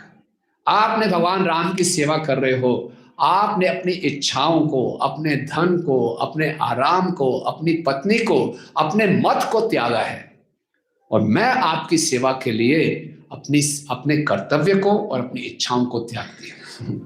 आप जाइए, मैं राम की डायरेक्ट सेवा नहीं कर पा रही, लेकिन आप राम की अच्छी सेवा कर पाए, इसलिए मैं अपनी पत्नी का धर्म त्याग रही हूं, ताकि आप राम की अच्छी सेवा कर पाए। इसको कहते हैं नियम आग्रह में ना फंसना। नियम आग्रह क्या होता है? नियमों का हम पालन कर रहे हैं, लेकिन नियमों के उद्देश्य को भूल जाते हैं। उर्मिला सिखा रही है, पत्नी का धर्म है पति के साथ जाना, लेकिन मेरे साथ जाने से पति की सेवा में बाधा पड़ रही है, तो मैं क्यों साथ में जाऊं? इस प्रकार से वो आ गए। और वहां जब जंगल में थे, सुमित्रा ने बोला, मैं थोड़ा थक गया हूं, मैं थोड़ा विश्राम करता हूं। लक्ष्मण बोले, मैं विश्राम नहीं करूंगा। लेकिन लक्ष्मण जैसे ही बैठे थे, एक सुंदर सी आवाज सुनाई दी, लक्ष्मण थक गए हो, विश्राम कर लो। बोले तुम कौन हो? बोले मैं निद्रा देवी हूं, तुम्हें सुलाने आई हूं। लक्ष्मण बोले भाग जाओ यहां से मैं नहीं सोऊंगा। बोले प्रकृति का नियम है, तुम्हें सोना ही पड़ेगा। लक्ष्मण तुरंत खड़े हो गए, धनुष निकाला, बोले अब मैं ये वचन देता हूं, 14 वर्ष तक मैं आंख नहीं झपकूंगा, बिल्कुल नहीं सोऊंगा। मैं कैसे सो सकता हूं? जब तक भगवान राम और सीता पृथ्वी पर सोएंगे मैं नहीं सोऊंगा। भगवान के वनवास के बाद ही मैं सोने का संकल्प लूंगा। निद्रा बोली, बोली मैं कहाँ जाऊं? बोले मेरी पत्नी के पास जाओ, उर्मिला के पास। तो तब वो उर्मिला के पास गई। उर्मिला रात में अपनी नींद का कोटा करती थी, और दिन में लक्ष्मण जी की नींद का कोटा करती थी। बड़ी अच्छी सेवा मिली उसको लक्ष्मण जी के कोठे का भी उर्मिला जी सोती थी, लेकिन लक्ष्मण जी 14 वर्ष जागृत रहे। अब गुहा जी जहां पे जो थे, अब लक्ष्मण जी ने क्या किया, राम और सीता के लिए बहुत सुंदर पत्तियों का, कोमल कोमल पत्तियों का एक बिस्तर सा बना दिया, और उसके आसपास सुगंधित फूलों की एक बाउंड्री सी बना दी। तभी वहां पे गुहा वहां पे आ गए। गुहा ने बोला, लक्ष्मण आप विश्राम कीजिए, ये मेरा इलाका है, मैं यहाँ रक्षा करूंगा। लक्ष्मण ने बोला, मैं तो विश्राम करना ही नहीं, 14 वर्ष तक मेरी शपथ है। बोले अब ठीक है, फिर आप रक्षा कीजिए। हुआ क्या, राम और सीता विश्राम कर रहे हैं और लक्ष्मण जी राम और सीता के बाहर पूरा पहरा दे रहे हैं। गुहा ने बाद में वापस जाने के बाद सोचा, कहीं ऐसा तो नहीं लक्ष्मण जी की नीयत खराब हो जाए। एक सौतेली माँ ने राज्य से बाहर भेज दिया, दूसरा सौतेला भाई साथ में आया है कि काम तमाम ही कर दे, 14 वर्ष के बाद वापस ना आए, खतरा मोल नहीं लेना चाहिए, मैं लक्ष्मण पे नजर रखूंगा। तो राम और सीता बीच में सो रहे हैं, लक्ष्मण कर रहे चारों तरफ, लक्ष्मण जी को देख रहे हैं गुहा बड़े सर्कल में घूम रहे हैं। लक्ष्मण गुहा की सेना ने देखा, ये हमारे सेनापति मालिक को क्या हो गया है, कहीं इनकी नीयत खराब तो नहीं हो गई, कहीं ये तो भरत जी के साथ नहीं मिल गए, तो इन पे नजर रखनी चाहिए। तो गुहा पे नजर रख रही उनकी सेना, वो तीसरे सर्कल में घूम रही है। आप देखिए कितना प्रेम है राम और सीता कैसा है। और राम और सीता आराम से विश्राम कर रहे हैं, लक्ष्मण गुहा और पूरी सेना उनकी रक्षा के लिए चले गए। सुबह राम उठते हैं और बोलते हैं कि अब हम सेना नदी पार गंगा पार करेंगे। तो आप जानते हैं जो गुहा होता है अपनी सबसे सुंदर नाव को बुलाता है, बोला आइए इस नाव में बैठिए। नाविक बोलता है बिल्कुल नहीं बैठने दूंगा। मैंने क्यों, वो केवट बोलते नहीं बैठने दूंगा, इनके बारे में मैंने सुना है ये साधारण व्यक्ति नहीं है, ये पत्थर को छूते हैं वो स्त्री बन जाती है। मेरे घर में पहली एक पत्नी, उसको मैं संभाल नहीं पा रहा, यहाँ बहुत पत्थर है, इतनी स्त्रियां, मैं कहाँ से संभालूंगा। बोले क्या करना है, बोले बस मुझे आज्ञा दीजिए, इनके पैरों को पूरे शरीर से धोना है। भगवान राम समझ गए चाहते क्या है, आज्ञा दे दी। तो उसने क्या किया, एक सुंदर सा पूरा अरेंजमेंट किया हुआ था, उसने थाली लाए, भगवान के चरणों को रखा, गंगा जल से खूब धोया, अच्छे ढंग से धोया, और धोते धोते वो सीता मैया की तरफ देख रहे हैं। कहा जाता है, ऐसा कुछ आचार्य बताते हैं, जो केवट था पहले अपने जन्म में क्षीर सागर में कछुआ था। एक बार लक्ष्मी जी जब विष्णु की सेवा कर रहे थे तो विष्णु जी के चरणों के ताल होते हैं उसकी लाल रंग को देखकर बड़े आकर्षित हो गए। तो कछुआ उसको छूना चाहता था, तो लक्ष्मी जी उसको भगा दिया, भाग यहाँ से कछुआ, है ना, मेरे स्वामी की मैं सेवा करूँ, डिस्टर्ब मत कर। यही कछुए की इच्छा थी कि मैं भगवान के चरणों को छूऊं, यही कछुआ केवट बन के आया। और केवट बन के वो सीता मैया जो लक्ष्मी थी उसको देख रहा, अब मना करके दिखाओ। पूरा अच्छे ढंग से साफ किया और फिर भगवान राम को बोला आप यहाँ बैठिए। और जब भगवान राम जाने लगे, गुहा ने प्रार्थना की। गुहा ने बोला गंगा पार कराने के लिए मैंने आपके लिए नाव भेजी है, जन्म मृत्यु के सागर से पार करने के लिए आप भी कोई नाव भेजेंगे ना। तो भगवान राम ने कहा गुहा तुम दशरथ जी के मित्र नहीं हो, तुम हमारे चौथे भाई हो। और भगवान राम ने गुहा जी का आलिंगन कर लिया। गुहा ने बोला आप मुझे भी अपने साथ ले चलिए। भगवान ने बोला उसकी आवश्यकता नहीं है, 14 वर्ष के बाद जब मैं वापस आऊंगा तुम्हारे साथ दोबारा से रुकूंगा, है ना, और तुम हमारे भाई हो। इस प्रकार से गुहा को लगा मुझे पूरे जीवन में इतना प्रेम कभी नहीं मिला। इस प्रकार से भगवान केवट उनको आगे ले जाते हैं। और जब केवट गंगा के उस पार लाते हैं, भगवान राम सोचते हैं इसको क्या दें। तो भगवान राम अपनी मुद्रा, अपनी अंगूठी निकाल कर देने लगते हैं। केवट बोलते हैं इसकी आवश्यकता नहीं है, हम दोनों एक ही पेशे के हैं। बोले क्या, सीता माँ लक्ष्मण को बड़ा क्रोध आ जाता है, कहाँ केवट कहाँ भगवान राम आज राज्य छोड़कर जा रहे हैं तो एक ही पेशे के हो गए। बोले हाँ, हम गंगा पार कराते हैं, अब जन्म मृत्यु का सागर पार कराते हैं। तो हम दोनों एक ही पेशे के हैं, आपसे ना कुछ नहीं मिलेगा। भगवान राम बहुत प्रसन्न होते हैं और इसके बाद वो जाते हैं भारद्वाज मुनि के आश्रम में। भारद्वाज मुनि उनका स्वागत करते हैं। और जब गंगा पार करने वाले होते हैं तो सुमंत्रा कहते हैं भगवान राम मेरी अब क्या आज्ञा है, अब तो रथ आगे जा नहीं सकता, रथ नहीं जाएगा, मैं आपके साथ चलता हूँ। भगवान राम ने बोला नहीं, अब रथ वापिस ले जाइए, क्योंकि जब तक रथ वापिस नहीं जाएगा कैकेयी को आश्वासन नहीं मिलेगा कि आप हमें वन में छोड़कर आए हैं, आप रथ वापिस ले जाइए। सुमंत्रा बोलते हैं मैं वापिस तो जा रहा हूँ, लेकिन मैं हृदय शेयर करना चाहता हूँ, हृदय बताना चाहता हूँ आपका। बहुत देख लिया मैंने, ये जो शास्त्रों की आज्ञा का पालन करना, सीधे रास्ते पर चलना, ये काम नहीं आता। ये दुनिया चलती है टेढ़े लोगों से। होता ना, कई बार लगता है हमें से, प्रभु ये सीधा सीधा काम नहीं चलना है, टेढ़ा चलो, है ना। बोले मैंने देख लिया, आपके जीवन से मालूम चला आपने क्या किया था, कुछ नहीं किया था, और ऐसे आपको बोल दिया बाहर जाओ और आप चले गए। ये क्या है? ये सीधे लोगों की दुनिया नहीं है, टेढ़े लोगों की दुनिया है। भगवान राम समझ गए, पूरा फाउंडेशन हिल रहा है ना। हिल जाता है भक्तों में फाउंडेशन कई बार जब ऐसी घटनाएं देखते हैं। भगवान ने बोला नहीं, ऐसा नहीं है। और भगवान राम ने बोला हमारे शास्त्रों में ऐसे 5 मुख्य व्यक्ति हैं जिनके जीवन मुझसे भी बड़ी बड़ी आपदाएं आई, लेकिन वो अपने मार्ग से विचलित नहीं हुए। तो उन्हें 5 ऐसे वीरों का नाम गिनाया, राजा शिबी, रंतिदेव, हरिश्चंद्र, बलि महाराज और दधीची मुनि। इन सब का वर्णन भागवतम में आता है। बोले इनके ऊपर भी ऐसी आपदा है, लेकिन जो रास्ता शास्त्र में बताया गया है उसको हमने पालन करना है। तो सुमंत्रा जब वापिस जाते हो रहा है, और किस प्रकार से सुमंत्रा वापिस जाते हैं और कैसे भरत तक ये समाचार पहुंचता है, क्या भरत की प्रतिक्रिया होती है, और कैसे भगवान राम भरद्वाज जी से मिलते हैं, फिर चित्रकूट में जाते हैं, इसका वर्णन हम कल करने का प्रयास करेंगे। सबका बहुत बहुत धन्यवाद। हरे कृष्ण। सीताराम लक्ष्मण हनुमान की, जगत गुरु श्रील प्रभुपाद की। आप में से जो जाना चाहते हैं थोड़ा लेट हो जा सकते हैं, और आपसे हम डिसाइड कर लेते हैं समय आप क्या रखना चाहते हैं, 6 से 8 या 6:30 से 8:30। 1.5 घंटा बहुत कम रहेगा, तो अब आप पूछ लीजिए खड़े होकर सबसे। हरे कृष्णा। टाइम के लिए 6 के फेर में कितने भक्त हैं? 6 बजे 6 से 8 जो आते हैं, 6 से 8 बताइए, और 6:30 से 8:30, 6:30 8:30, तो ज्यादा 6 से 8 नहीं। फिर 6 बजे में आना पड़ेगा सबको। 6 बजे कह के आते 6:30। हरे कृष्णा। कल सभी 6 बजे शुरू होगी तो आएंगे सभी।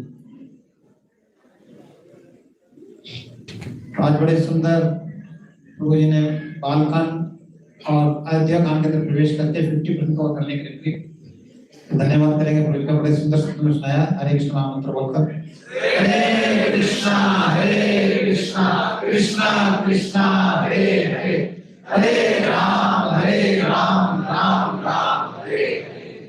आज की